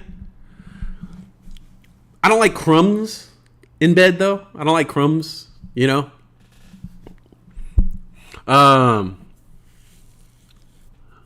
What was I? Oh yeah, I was gonna look up Coinbase. Somebody said that Coinbase was like doing very, very terribly. Coinbase, $51. Holy smokes. Coinbase hit $48 on the low today. $48 Coinbase. I bought that shit for $300, or was it $400 a share when it first IPO'd? I bought Coinbase at $399. I bought 4 shares at $400. And within a half hour, I lost half of that money when Coinbase first IPO'd. Remember Coinbase, the Coinbase debacle? On the IPO day, it hit a high of $429.54. I should have sold right then. I thought it was going to keep going. Everybody said it was going to be like this amazing thing, you know? We've never seen anything like this. We've never put a value on a company like this before. Where's it going to go? This thing could be $1,000 stock by the end of the day. Well, naturally, I'm going to hold on. After buying it for $400 a share, held on. It went up to $429, and it did not keep going. Coinbase now, $51.39. And supposedly, I don't know if you guys heard, but Coinbase is now holding withdrawals. I think it's now a 48-hour withdrawal window. So I don't know. It doesn't seem like they're doing very well if they have to do that. If you have to have a 48-hour withdrawal window, imagine that. Imagine you have $1,000 worth of Bitcoin and you need that money. We love Bitcoin because it can just transfer within minutes, you know? Large sums of money. You don't need ACH transfers anymore. You can just transfer Bitcoin from wallet to wallet. And that's one of the selling points why we love cryptocurrency so much is because it's taking the hands out of the centralized banks, and the money is in our hands now. And when you want your money, you just take it. You take it back, sell your Bitcoin, send it to my other wallet. Oh, but you can't withdraw that money for 48 hours now, says Coinbase. The biggest crypto exchange on earth, Coinbase, now holding your money for 48 hours if you want to withdraw it. Wow. Is Kareen still here? I don't think so. Make chili cheese tater tots. I don't have chili. I just have ham, half a bag of tater tots, so not even enough to go around. Crypto.com won't let me withdraw any wax. Interesting. Crypto.com, man. Also, Crypto.com, CryptoCoin, Crowcoin, hit 11 cents. It's so funny because a couple months ago, I had a stake in Crypto.com, Crowcoin, right? And I staked it for the credit card. And then once the stake ended, I was going to withdraw that money because I needed to use it for things, okay? So, like, it has a little timer that says you could unstake it in 1 day. And so on that last day, it had hit 42 cents and I was up a ton. And then when that one went down, then it said you could withdraw in 0. So it was another day. They like put another day on there. They didn't tell me it was going to be a 0 day. And in that 0 day, the price went from 42 to 41 to 37. And I ended up by holding on, hoping it was going to go back to the 40s.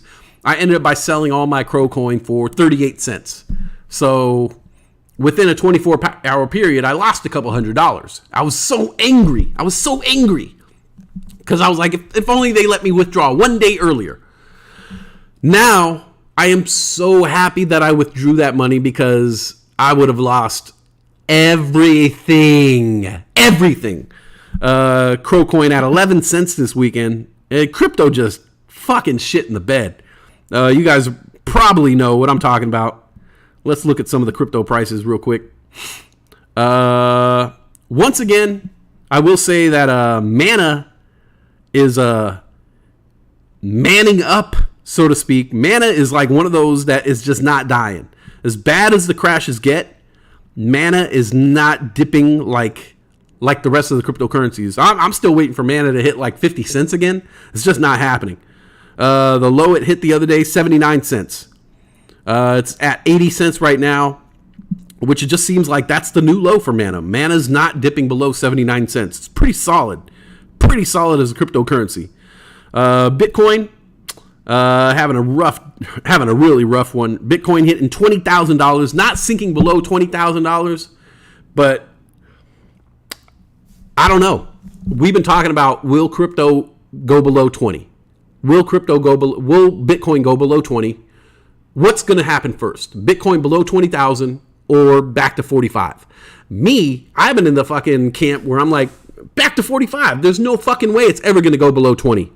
20,821 on the Webull charts here. That was earlier this morning. So Bitcoin, crypto in general, in a bad place, especially when you see Bitcoin at $22,000 currently.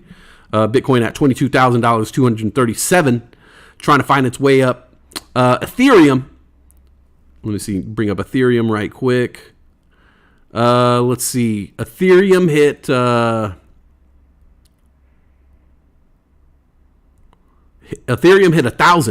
1,074, which I never thought I would see that shit again.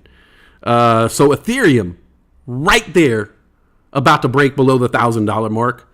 Bitcoin about to break the $20,000 mark. Crypto, I mean, it is definitely it's the reality. Crypto winter is here. It is cold. It's a cold out in this bitch. Dogecoin at a nickel. Like, I never thought I'd see Dogecoin below 7 cents again. If you guys remember the whole Dogecoin, when the Dogecoin Express really took off, it was after they had that Super Bowl commercial. after the Super Bowl commercial, Dogecoin went up to 7 cents, 0.078, and it never fucking left. It never dipped below those levels. And then we saw, 13 cents, 14 cents, 72 cents. Dogecoin in peril right now at a nickel. Now, I don't know. Like, are these times to load up? Do I load up at Dogecoin at a nickel? Do I load up on Crowcoin at 11 cents? Do I load up on Ethereum at $1,000? Is it safe to start putting money back into Bitcoin? Is it going to dip below 20? Is this it? What's happening? Oh, ADA, 48 cents. ADA, 48 cents. Hey, Red Ray says, great show, man. I got a dip, but thanks for the shout out. And show, my man. No problem, Red Ray. Congratulations on the show this weekend. You sounded great. Sounded great.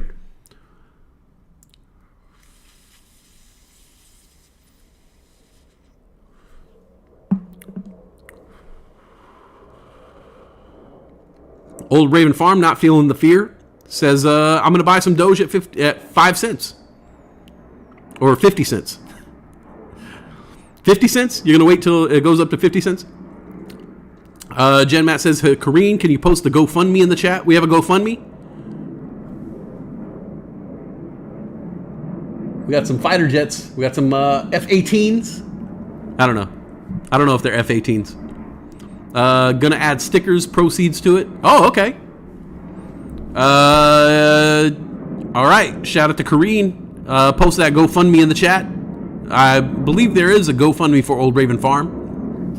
I know Old Raven said he in a dilemma now. Old Raven, you're thinking about stopping with the veggies? You think you're gonna go corn, full corn? I don't know, man.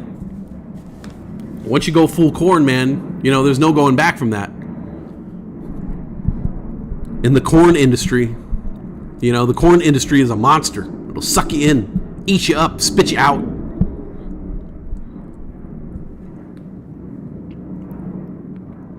Actually, I don't know anything about the corn industry.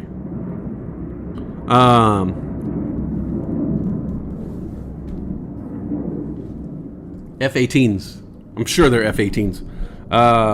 Because they talked about those on Top Gun. And that's my extent of aviation knowledge. GameStop at 126.20, up 6.7%. Hycroft Mining, of course, up because AMC is up. Hycroft Mining up 3.17% at 130. AMC at 1167, up 1.7%, and Mullen Automotive in the green. Mullen Automotive up almost 1% at 106. Amazon.com. Amazon.com down to $102 a share. Of course, after the 20-for-1 split. But honestly, good prices for Amazon. You can get a piece of Amazon pie for $102 right now.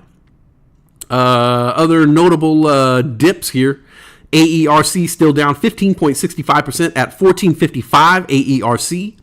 My little darling, my little baby right here, IMPP, Imperial Petrol, 61 cents, down 21.46%. And Redbox, the big loser of the day, Zahir, RDBX at $9.97, down almost 35% on the day. Redbox hit $15 the other day. Oh shit, it hit $18 the other day. Holy shit. And now it is down to $10. I've been talking about Redbox for a minute, man. And come this Friday is the big paycheck. Finally this Friday, after I pay my bills with this paycheck, I could finally start investing again. It's been months. It's been literally like 2 months since I've been able to buy any stocks. So yeah, this Friday, I'm finally going to be back. Come this next week, I'm going to be a fucking investing machine. Well, I'll have like a couple $100 to invest. So I'm definitely looking at Redbox, IMPP, AMC for right now as sound investments. And, once I start getting a little bit of money rolling in, I could park some money in Amazon at $102. Fuck yeah. Looking at BTTX still. BTTX at 140. I'd like to see that closer to $1. But definitely can make that work. BTTX, one of those rinse and repeat kind of plays, has been bottoming out for the past few days. So I'm looking for another spike in BTTX, but you never know. You never know with these. Cornsters like mobsters, cobsters.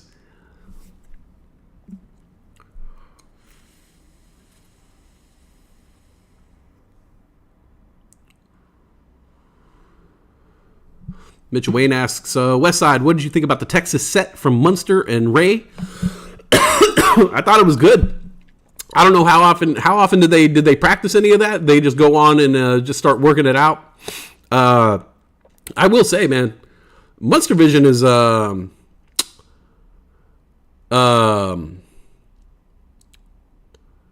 what's the word I'm looking for? He is highly underrated lyricist. He's got some serious flows and like new kind of sounding flows and melodies. And we were talking about, music last week or so about like what gets you. Is it the words or is it the melodies, And I think we came to the agreement that you got to have a little melody so you even pay attention to the words. And Munster does that. Munster has this great flow where, he's spitting in this rhythm, in this cadence. And it makes you want to listen. It makes you want to pay attention because it sounds fresh. It sounds new. And then you look at the guy and it's like, hey, it's a dude on stage in flip-flops, like very casually just rapping his ass off. So I really thought that Munster sounded great. His flow sounded great. They did great song choices. But honestly, one of my favorite parts of the show was when it was just Munster on the, what do you call that? The DJ Tecker thing, when it was Munster versus Ray. And it was basically Munster. If you guys haven't seen it, the videos are in the Telegram. There's the second to last video. Basically, Munster Vision is doing some DJing, and Ray is on guitar, just kind of battling each other. And Munster's making beats, and Ray's just going off on the guitar, doing a little guitar solo. It was a really cool moment. Yeah, I thought it was great. I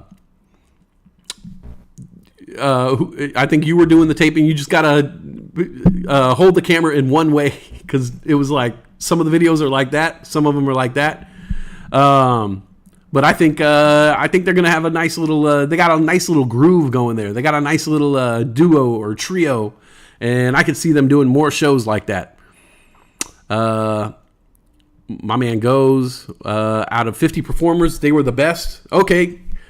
Yeah, and I was wondering how many other people performed, and what I would have liked to see is like walk around with the camera and show us the venue too. You know what I'm saying? Show us, so like the whole time I was wondering, like, do they have funnel cakes at this venue? Are they selling funnel cakes or kettle corn? Like, what's the food look like around here? That'll give me a window into what kind of show is happening here. They got some funnel cakes. They got how much of the beer's going for,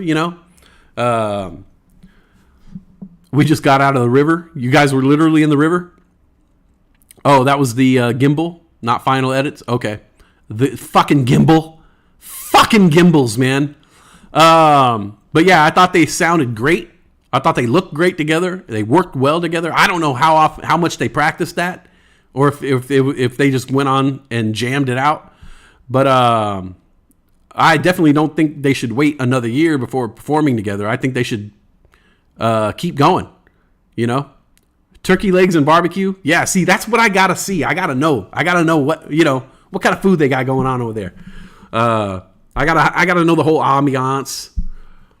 But yeah, your boy sounded good. Ray sounded really good on guitar. I look forward to more live shows from them. Hell, maybe even here. But yeah, Munster Vision got a hell of a flow on him, man.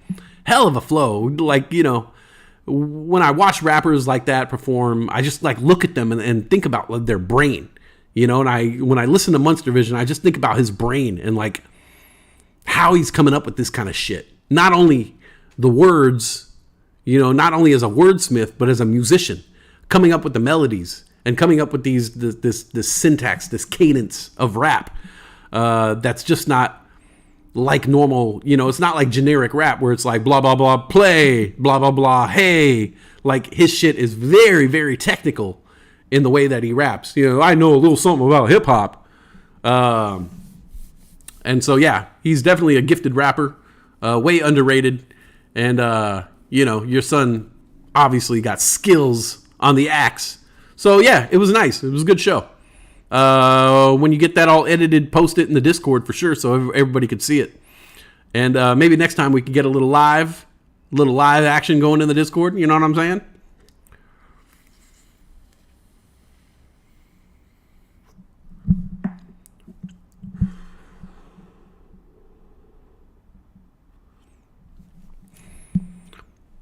Give us a show. We'll be there. He's been rapping for 20 years. Okay, well, it shows because that man is, you know, he's put in his 10,000 hours. You can tell. No practice. Interesting. They didn't practice. Yeah, so they just slid on stage and went with it. Nice. Look at my. Can you see my goatee? I'm very proud of it. Look. I'm starting to get like a little actual goatee action, like a little like goat. I got some. Very proud of this. I've been stroking it a lot lately. Stroking my goatee, trying to make it. I just want that Ryan Gosling look from fucking goddamn Notebook movie. Oh, there was no signal. Fucking signals. Fucking gimbals. Yeah. Other than that, what else has been going on? I covered top stories, Pride Parade, Marilyn Monroe, Coinbase. Any other stories? Anything else that I'm missing? There's a documentary on George Carlin right now on HBO Max. Highly recommend it. It's a 2-part documentary. I think it's like 3 hours long in total. Watched that the other day. Goes to his whole career. Makes me feel better about myself, you know. Because I always feel like I'm too old to be doing things, you know. You know, I do my streaming thing, but at the same time, I still want to. I have aspirations. Aspirations that are more of a young man's aspiration. You know, I think in my 20s, I should have accomplished this. In my 20s, I should have accomplished this. In my 30s, I should have accomplished this. Now I'm in my 40s, and I start thinking that the window is closing, you know? But then I watched the George Carlin documentary, and you realize in his 20s, he was a vaudevillian almost. You know, he was doing variety shows, clean shaven. He wore a suit, and he was doing very clean jokes, very generic kind of humor. And then when he gets into his 30s, he starts becoming kind of the counterculture guy. He starts doing kind of the hippy dippy weatherman and you know, doing subversive humor, but what he can get away with on broadcast television. So he's not able to really go after the government like he does now, or like he did. But he would make these subversive jokes and things like that to kind of becoming in his 30s, he was more God damn it, fucking fly. In his 30s, he was making jokes for the teens and the 20-year-olds, you know, making jokes for a younger audience. And then he got to his 40s, and his audience had grown up, and a lot of people thought that in his 40s he was just done for. You know, they were just like, yeah, you know,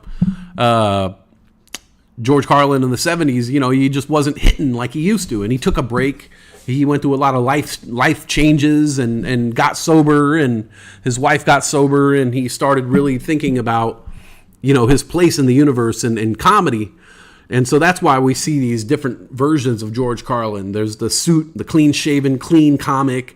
There's the hippie kind of comic. And then one day he just goes for it. Grows the beard, grows the hair, and becomes the guy that we know now as George Carlin. Starts attacking the government and attacking the status quo and becoming more thoughtful and making his audience think more. And so, did you say Hellbiz? Wockets? Wockets!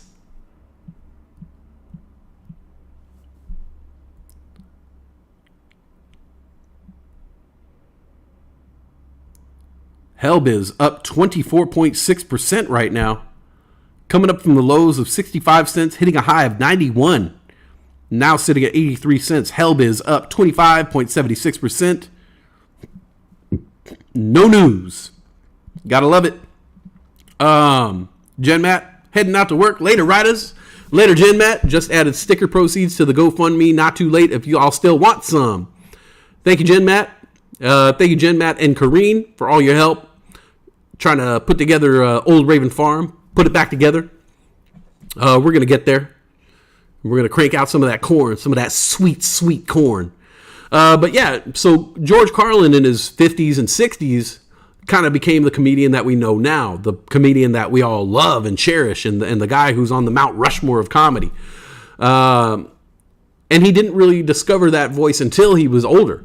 And even when he got into his 60s and 70s, he would still go out and do comedy. And people would say, like, why do you feel the need to go out on the road? And why are you still writing? And he was just like, because I'm just hitting my stride. In his 60s, he was saying, I'm almost there. I've almost discovered my voice. And it gave me hope that a person that I admire so much like George Carlin, still in his 60s and leading into his 70s, was still, he still thought he had room to grow. I see him as a perfect comic in his later years. Just perfect. And he still was working on that craft. He still wanted to get better. He still knew that he had more to say and that he still wasn't 100% the person that he wanted to be. So stories like that always make me, cream my shorts, because I'm always feeling like I started later in life than I should have, and I always feel like I'm behind. And to hear stories about, I tell the story about Bill Withers all the time. Bill Withers was 31 years old.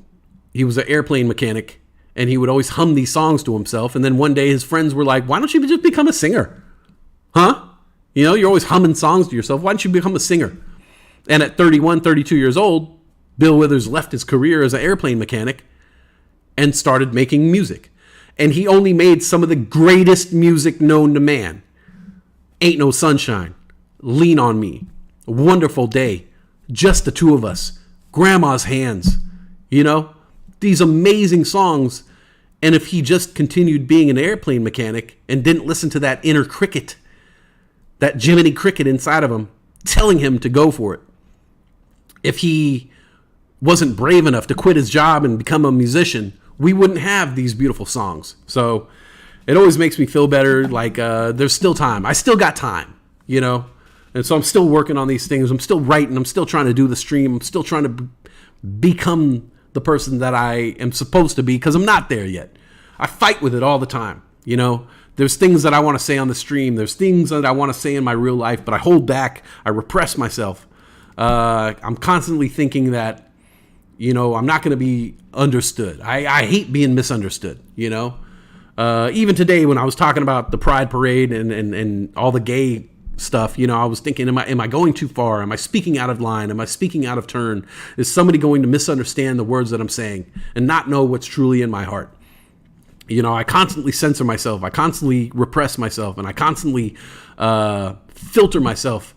And I want to get to a point where I am just 100% myself. The person, so that the person that is speaking to you on the stream is the same person who's sitting on the couch. And I battle with that all the time. When I'm writing, when I'm doing comedy, when I'm talking, having a conversation with my sister or my girlfriend, I'm constantly, very wary of the words that I say and the things that I say. And I don't want to, go too far in a certain direction, even though it's me. It's my thoughts, and just to hear that George Carlin was still like that, even going into his 70s, he was just barely getting to the point where he felt like he was 100% of the person that he wanted to be. I still got a few years. I still got 30 years to figure it out. Kareen collected 245. That's amazing, Kareen. Thanks again. Man, these riders stick together. I'm telling you. I get so many compliments from other streamers or other people in the business. People like Torvik, people like Steel Fawn, the people who come into this room and hang out with us, and how we go support them. Like I constantly get this feedback from people saying like, dude, the writers are something else, man. The writers are something else. Like they support, I've had Torvik tell me times like, I've been streaming this game. What's the name of the game? God of War. No. Shit. I forget what it is. There's this game that my buddy Torvik streams all the time. He's been doing it for 10 years. He even does cosplay and dresses up like the people. And he told me one time, he was like, man, I've been working my ass off for this audience for years and years and years and years. To the point where I'm even wearing the costumes and making my streams just for them. And they don't show up. They don't chat. They don't send me, tips. They don't subscribe to my channel. He's all, who did? Your fucking audience, your fucking audience went over there. And it was all because I went into your room and you said, hey, go over here and support this guy. Show him some love. And the writers fucking went and showed him some love. Same thing with Steel Fawn. Steel Fawn said, man, I sent that Discord link to everyone I know. Everyone who listens to my music, all my family members, all my friends. He said, who joined the Discord? Your people. The writers. The writers went and supported me. I'm still waiting for my friends and family to fucking support me, but the writers supported me, So shout out to you, the writers, for being so supportive of everybody and everybody and everything who comes across our chat, Like if you're down with the writers, like we're down with you, and I love it, And something happens to one of us, and we find a way to help, with the little that we have, Whether it's buying stickers or giving money to the GoFundMe, As soon as the event happened, as soon as the tornado ripped through Old Raven Farms farm, we were right on top of that shit, trying to do what we can do, which is more than a lot of people do, which is zero, So shout out to us, the writers. You get one of these. That's right, all the writers. You get one of these today. That's right. It's ride or die out here. Exactly, Old Raven Farm. And like I said, man, if I could, I'd help out more. I wish I could help out with my strength, my physical gifts. I wish I could go to the farm and with a hammer and nails and just get on the ground, boots on the ground, as they say, and go really help and rebuild that shit and have some of that tasty, tasty corn. But not just yet, but soon enough. Gonna be doing some traveling this year. I told my girlfriend she wanted to see a concert, and she was looking for all these venues of where she's going to see the concert at. And she was like, Washington sold out. Oregon is not playing a show. California, there's a couple places in California he's doing a show. I said, are there any concerts in the Midwest? She was like, what do you mean? I said, see if he's performing in like Kansas, see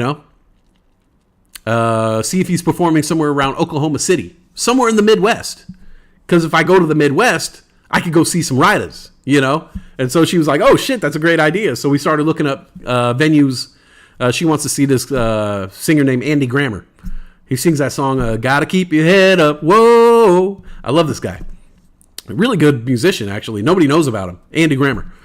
So yeah, she started looking up concerts in Kansas and, all across the Midwest. And I was trying to pinpoint where would be the best venue to see him so I could see as many writers as possible. But I think she's going to end up by getting tickets for the Washington show.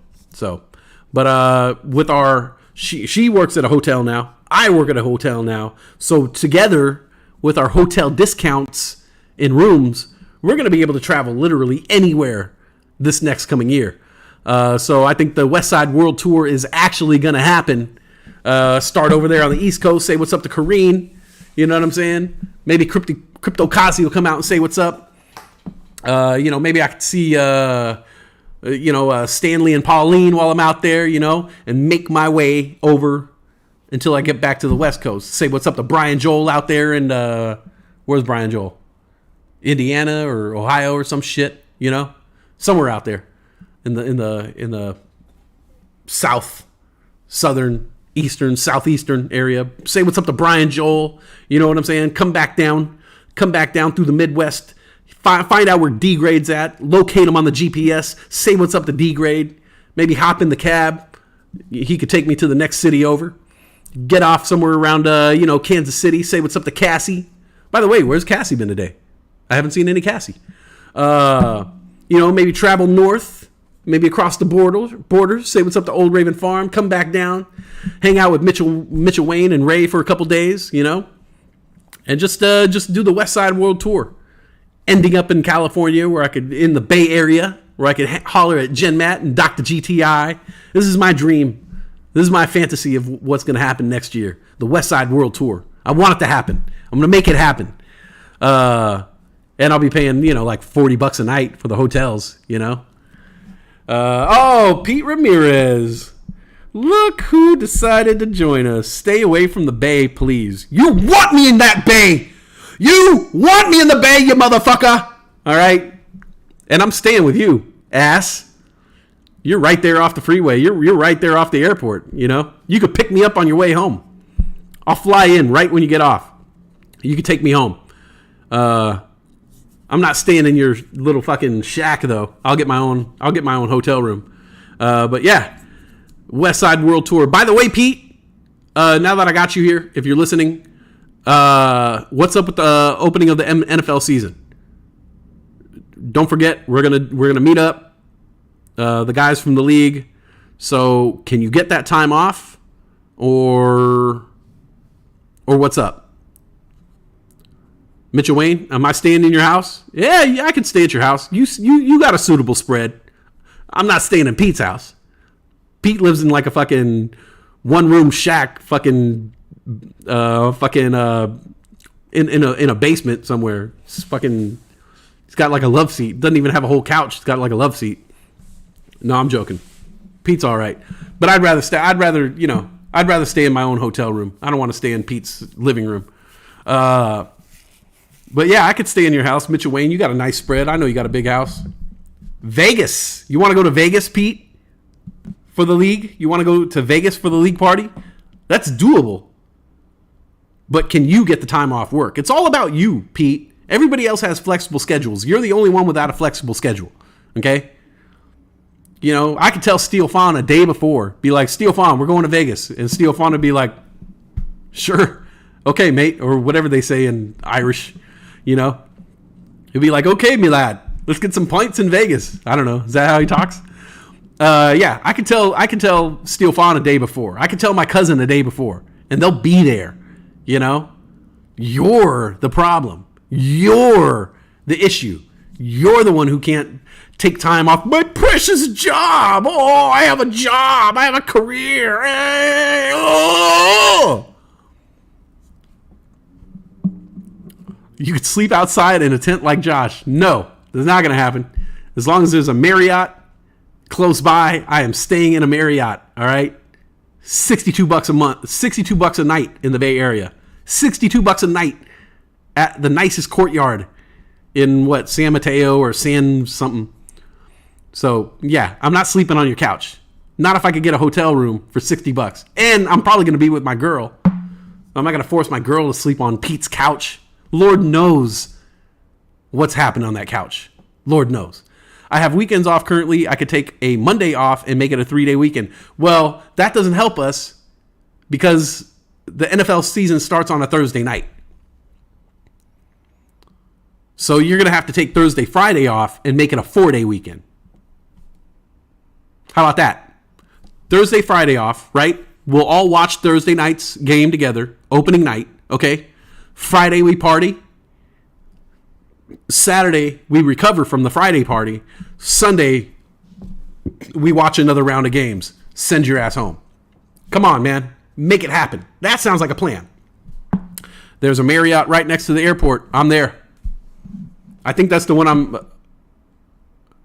No.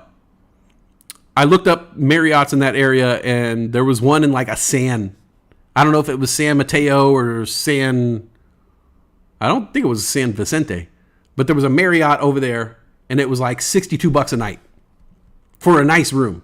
Like, not a janky ass room. It was a nice room. But yeah, Marriott right next to the airport, even better. Even better. But yeah, Pete, figure it out, man, because the NFL season starts September 7th, I believe, is a Thursday. Let me see. I got a fucking calculator. I got a calendar right here. Let's find out. September 8th. September 8th. NFL season starts September 8th. So we got to all hang out on September 8th. And then hopefully the following Sunday. Make it a whole weekend. I take a Friday off. I could leave Thursday afternoon. It's a short commute to the airport for me. Boom. There we go. Pete's on deck. You got months to plan for this shit, so you better make it happen. Vegas, for real? We're doing Vegas? Steel Fawn's starting a new job soon. I hope that doesn't interfere with shit. I know my cousin Gil's down. How many leagues you in, Westside? I think we're going to do... we always do two leagues, which I think that you are being invited to the league because Odafro was one of the people in the league, in both of those leagues, and we sent his ass packing. So there is room, and I nominate Jen Matt to join the actual Westside Weed Smoke League. I think Caesar C's in it still, too. I'll ask, hey, what's up, Nick Magnuson? We're just talking about going to Vegas right now in September. So we do two leagues. One's a money league. The other one's just a league that we torture each other with. So the money league has rules, and then the torture league, the actual. I suggested Vegas months ago, dummy. You're a dummy. So we have one league that's a legit league with league rules, waivers, and we buy into that league, even though nobody ever pays me for it. And then we have another league that we just use to torture each other and talk shit, and that has no waivers. So the waivers open up on Monday night at midnight, and it's a scramble just to steal the players, and there's no rules. Collusion is completely involved. It's the dirtiest, it's the dirtiest league you've ever seen. Like, literally, it's dirty. Like, I traded away all my players, like, right before the playoffs, because there's no cutoff time for the trades, so you could trade until the very, very last game. And so just to keep Pete out of the finals, or from winning the finals, I traded away all my players to the guy he was facing. It was fucking dirty. But we do dirty shit in that league. So that's the actual original Westside Weed Smoke brand fantasy football league. That's the one with no rules. And then we have another one, which is a themed league that every year we change the theme. So last year it was Star Wars. The year before that it was just 2020 shit. The year before that it was World War II. The year before that it was WWF wrestlers. Like, so every year we change it. This year, I guess I can announce it here. I'll announce it now. This year, the Westside Weed Smoke League, the theme league is going to be Westside Flight School. It's going to be a Top Gun theme league. So get your names in now. I already picked my name. It's going to be awesome. Pete Ramirez, success in all endeavors. Nick Magnuson, Vegas, never heard of it. It's kind of like it's over there by Reno. I've been running a league too. Want to join? It's a Niners league, of course. So I was thinking about being involved in about 4 leagues this year. I was going to do my 2, and then I was going to join 2 others. I was going to do a league for the Riders. So I would have my 2 Westside Weed Smoke leagues, and then a That's So West league. And then I was going to join somebody else's league, and it sounds like I'll join yours. I'm down. I'll probably get the shit kicked out of me, but because if you didn't know, Pete Jen Matt is a fucking player. All right, for real. Jen Matt don't fuck around. Jen Matt knows a thing or two about football, and I definitely, she knows a thing or two about football. And it's really intimidating being in a league with her. You have 2 open spots. I'll take one of them. I'll be in. I'm down.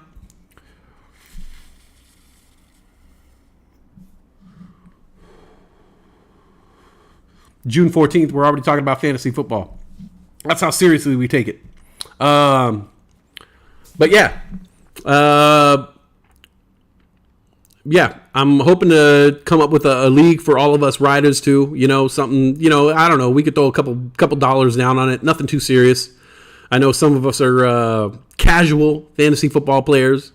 The 2 leagues that we do are not for the casual observer. They're definitely for the staunch, hardcore fantasy footballer. Pete, you think it would be nice to have some competition this year? Motherfucker, you can't even handle me as your competition, all right? Let it be known, I've won like 5 championships to Pete's 2. So, but yeah, it's already starting. The shit talking's already starting. Yeah, Nick, we're thinking about going to Vegas for the second week of September for a fantasy football league party. Not many of us. I think it's just going to be me, Pete, Steel Fawn, my cousin G, and there's a couple other members of the league, but I don't think they're going to come out to Vegas. Caesar C, if he wants to show up. Gen Matt, if you want to show up. Play for bull coins. I gave away all my bull coins. I have no more bull coins left. And I don't know if we're ever going to get our pop points back from fucking Streamlabs. This motherfucker took the fucking pop points and ran. When was the last time you won? You won last year? I won the year before that. Right? I won one of the leagues a year before that. Didn't I? In 2020? Either way, look, don't start with me, okay? This guy bought his own trophy, He bought his own trophy. Because we don't offer a trophy. When was the last time you even made it to a championship? 2 years ago, asshole. I lost to Adam by like 1 point or some shit.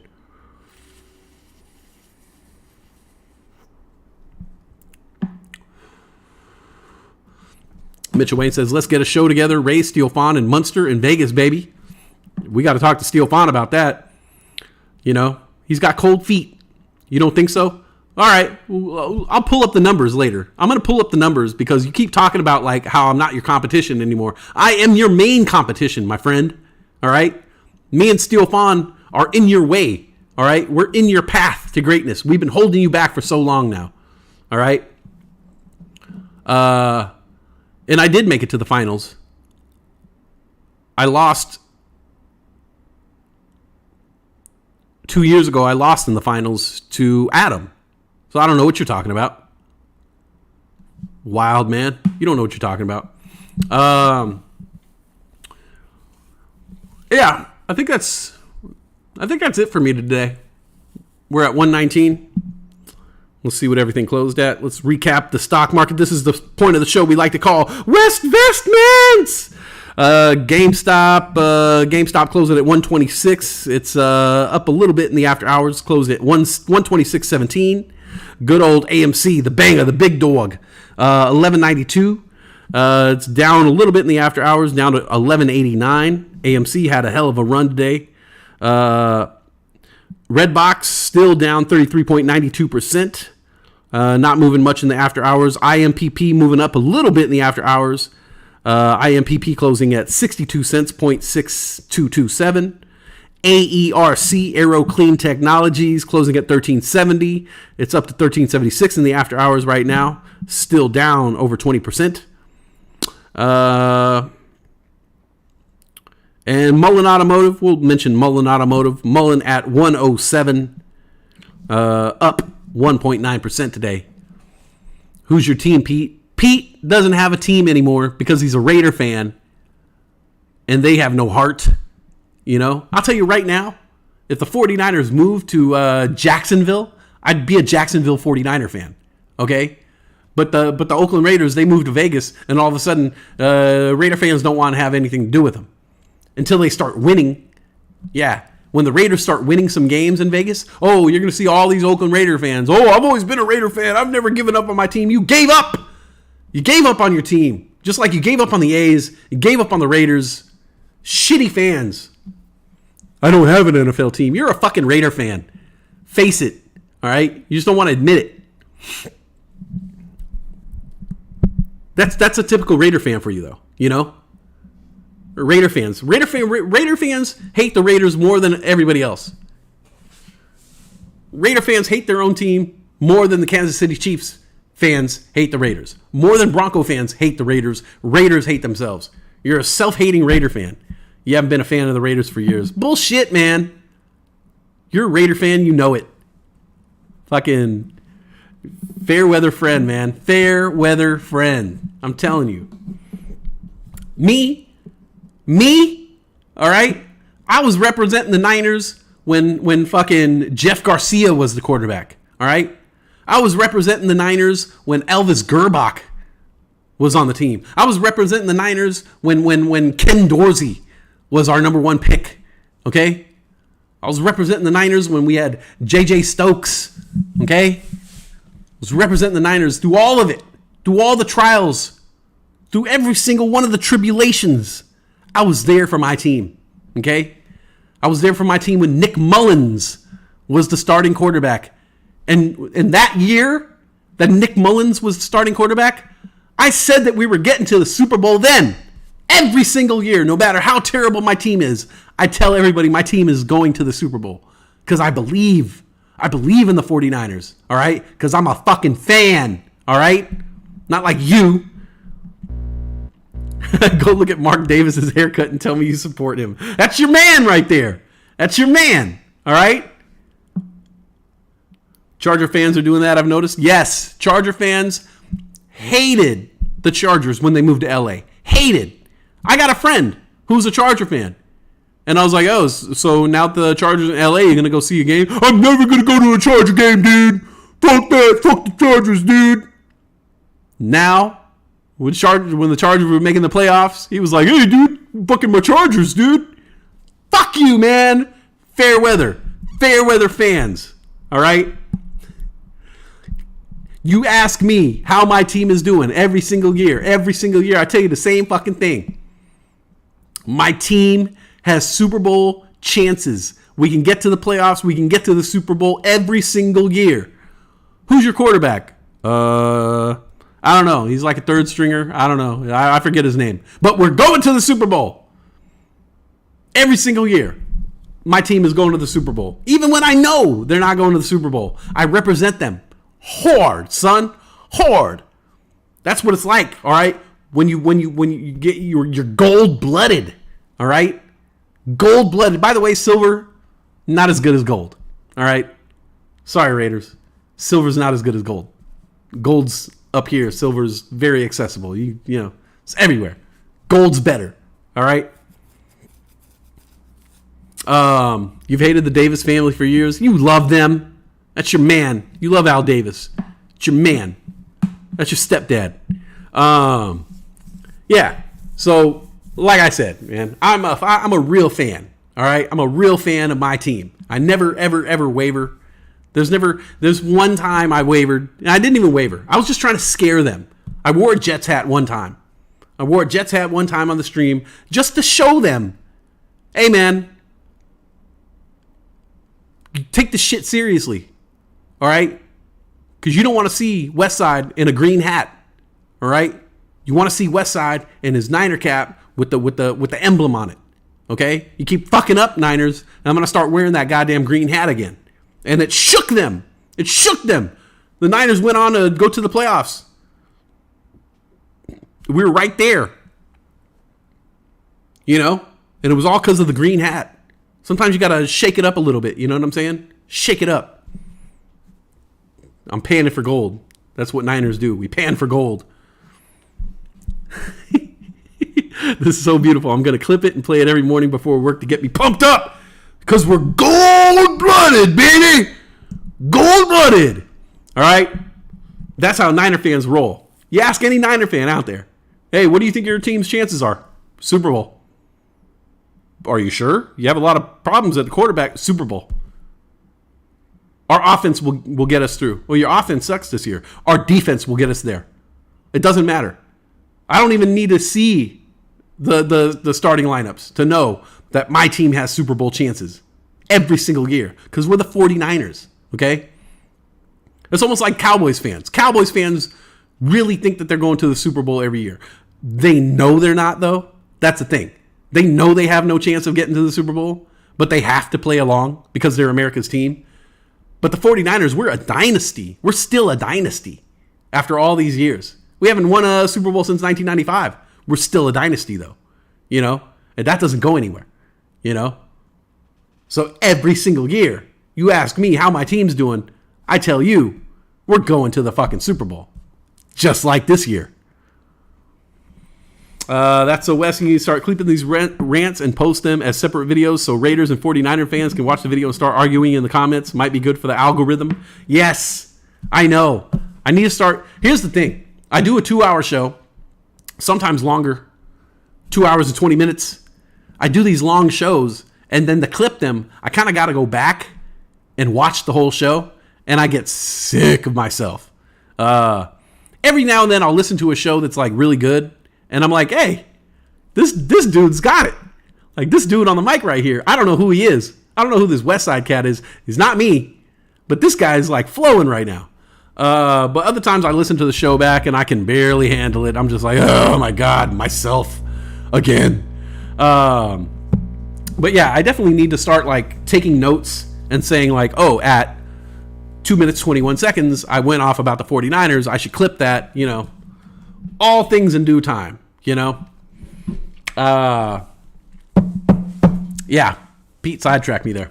Like I said, man, my Niners, Super Bowl aspirations every single year. This year's no different. We're going to the Super Bowl this year. Mark my words, baby. Yeah! Niners, who got it better than us? Nobody. All right, so you know how we feel. Fuck you, Pete. Fuck you, man. Fuck you. Fuck you. That's my best friend. He really is my best friend. I gotta admit. As much back and forth as me and Pete have, Pete's always the first person that I want to call. I realize there's a difference between best friends and longest friends. I have friends that I've known longer than Pete. They've been in my life longer than Pete. But Pete has moved up the rankings. Pete got me Gizmo. That's a great friend right there. Pete is so good of a friend that he purchased and bought me another best friend who became my best friend. Like that's legit. I was talking to Brittany because Brittany asked me like, who's your best friend? And I said, oh, Pete, for sure. And then I stopped and backtracked and said, well, you, of course, and then Pete, got to put her first. But it's true. I see Brittany every single day and we talk about everything together and we're very compatible, both as lovers, but also friends. Me and Brittany have a great friendship. My sister was watching us the other day play around and we were just kind of joking with each other and the claw came out, and sometimes I can't stop the claw, it's coming to get you, and we were just sitting around on the papasan, joking, laughing, tickling each other, non-sexual, a little sexual, but non-sexual. We were in public and we were just laughing. We were being kids, we have a really great relationship, very friendly, very loving. And so she is like my best friend. She is, when something happens to me, she's the first person I come home to and tell her about my day and things. But there's some things I don't talk to her about, football, video games, gangster movies, rap. We don't talk about those things, but they're big to me. So who do I talk to? I talk to Pete. My sister is also one of my best friends. Me and her, but we talk about different things, Me and Brittany, we have our talks and things like that and serious things, but the little ticky-tack shit, like I said, like hip-hop and sports, I can't share with her, She can only take so much Niner talk. That's when I talk to Pete. We talk about NFL. We talk about rap music. We talk about Grand Theft Auto, My sister, we talk about the future a lot. We talk about grand aspirations. We talk about creativity. We talk about, business ideas and starting franchises and motivational things, So she meets different needs. She's also my sister, so we can have heart-to-heart talks, So I talk to my sister. I talk to Brittany a lot. They are my best friends, But when it comes to having like my best friend, like a best guy friend, Pete wins it, straight up. Like when something happens in my life and I want to talk, I get it off my chest, some guy shit. Pete's the first person I call. Pete's the first person I call when I saw Top Gun 2. I want to talk about Top Gun 2 with someone. I just saw it with Ayla. I just saw it with Brittany. Couldn't talk to them about it. They were sick of hearing my shit. Oh my God, such a good fucking movie. They're like, yeah, okay, we get it. Fucking Miles Teller gave you fucking boner. Okay, we get it. All right, you're out. You're out now. So I had to talk to Pete. D Grade says, I thought I was your best friend. Well, we don't hang out that much. That's the problem. We don't hang out as much. I hang out with Pete more than you, D Grade. But you're moving up the ranks, buddy. So yeah, as much as I go back and forth with Pete and fuck with him and then say he's my worst enemy, he's also my best friend. I love the guy. A hell of a cook. I was telling somebody, I might have been telling you guys this, but Pete Ramirez is such a good chef that he took the exact same ingredients in my fridge and made me a bologna sandwich one time. Or maybe it was a ham sandwich. It was some kind of 99-cent meat. Bread, American cheese, meat, mayonnaise, and mustard. The same ingredients that I would make the same sandwich with. But he made the sandwich, and it just tasted better. And I kept trying to figure out what it was that he did. And basically, I would just squirt the mustard on the bread, make the sandwich, put the mayonnaise on there. Pete would spread the mustard.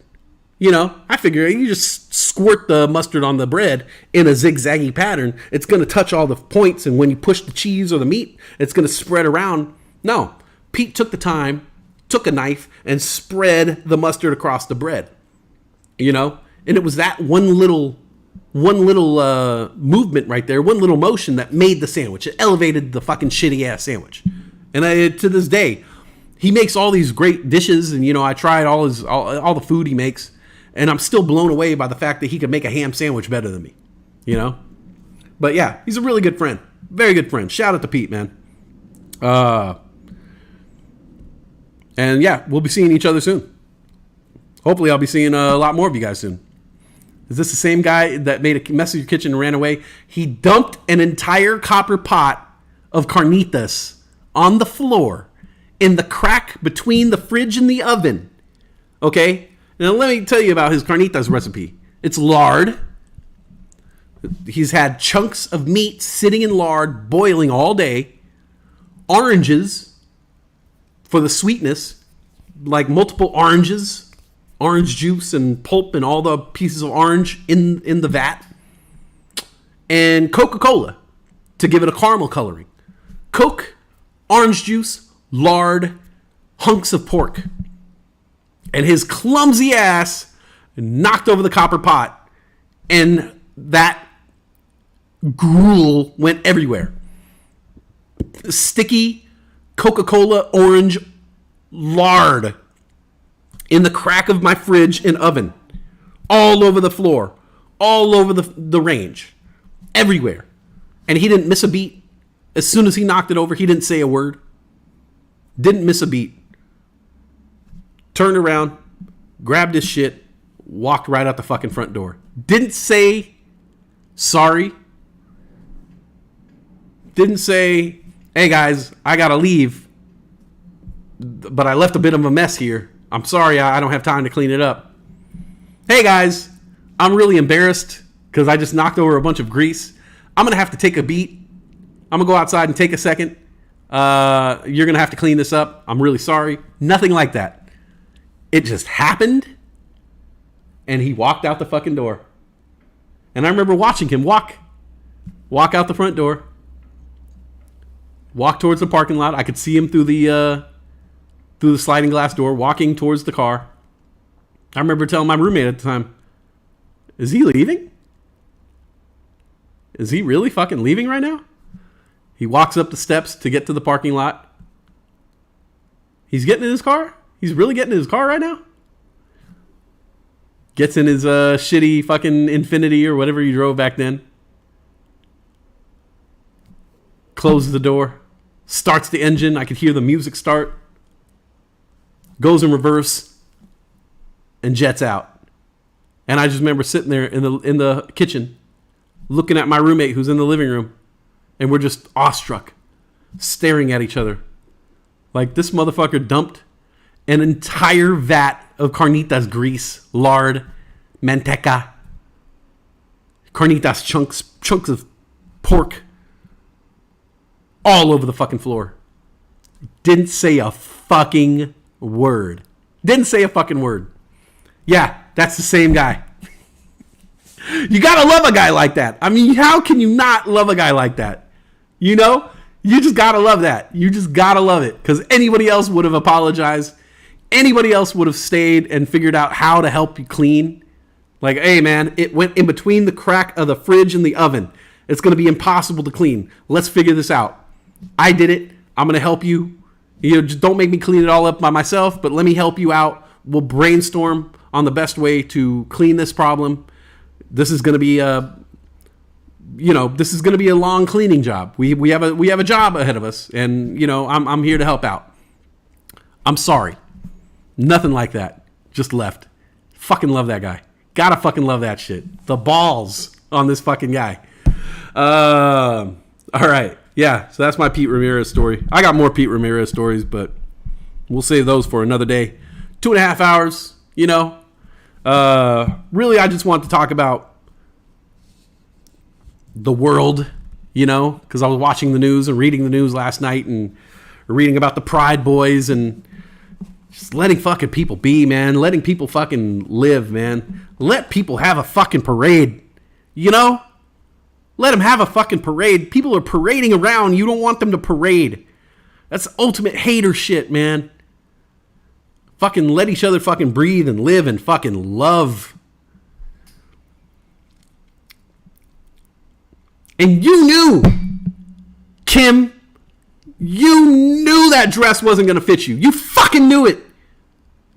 You knew. You looked at yourself in the mirror. You know how ridiculous that tuchus is. You knew you were going to stretch that dress out. You knew it. And you fucking did it anyway. It's a piece of history. How you can't sit there and say you respect Marilyn Monroe or you love Marilyn Monroe and you're going to fucking stretch out her dress. You fucking knew. Anybody could look at the dress and look at you and know that you're going to stretch the dress out. You're going to fuck it up. And you did it anyway. This fucking entitled bullshit.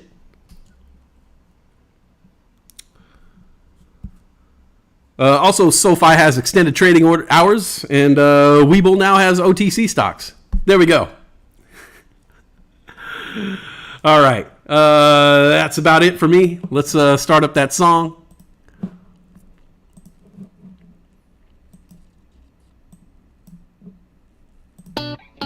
There we go. A little Steel Fawn for you to end the show. We started the show off with some Red Ray. You can always find Red Ray's music on YouTube. R3DR43. And if fucking Streamlabs ever comes back to work, we can send you guys the links. Fucking bullshit. Shout out to Steel Fawn over there in Ireland. Great show, Westy. Have a great week, Riders. I will be back. I think that Tuesdays and Fridays are kind of my days. Let me turn this down a little bit.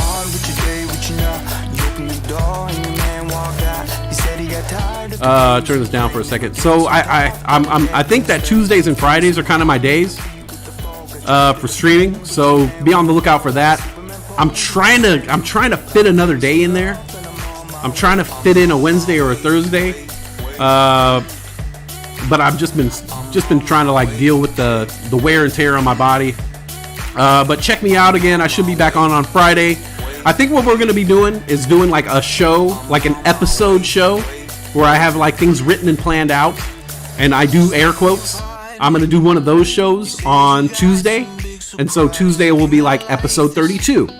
And then Friday will be like a casual show where we just do stock talk. We'll talk about current events, and then we'll take callers. So I think I'm going to be doing like one of the episodic shows a week, and then any other shows will just be a random live show. And then eventually that'll be kind of like the format is what I kind of wanted to do, is do like a weekly recap show, kind of like a John Oliver type of thing on a Monday. But I have no energy on Monday, so we'll do it on Tuesday. I'll do a weekly show on Tuesday, and then we'll do some live shows during the week where I just take callers and we just talk shit, and it's more casual. So yeah, that's kind of what I'm thinking of.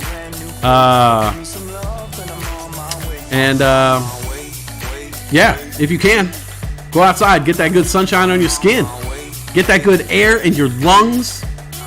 Call someone you haven't called in a while.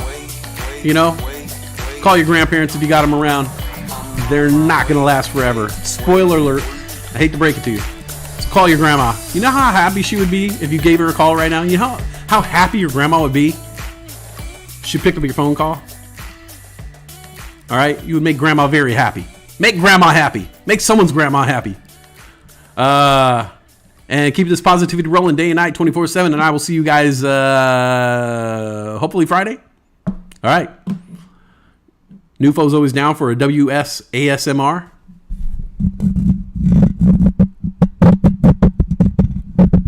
Are you always down for a West Side ASMR?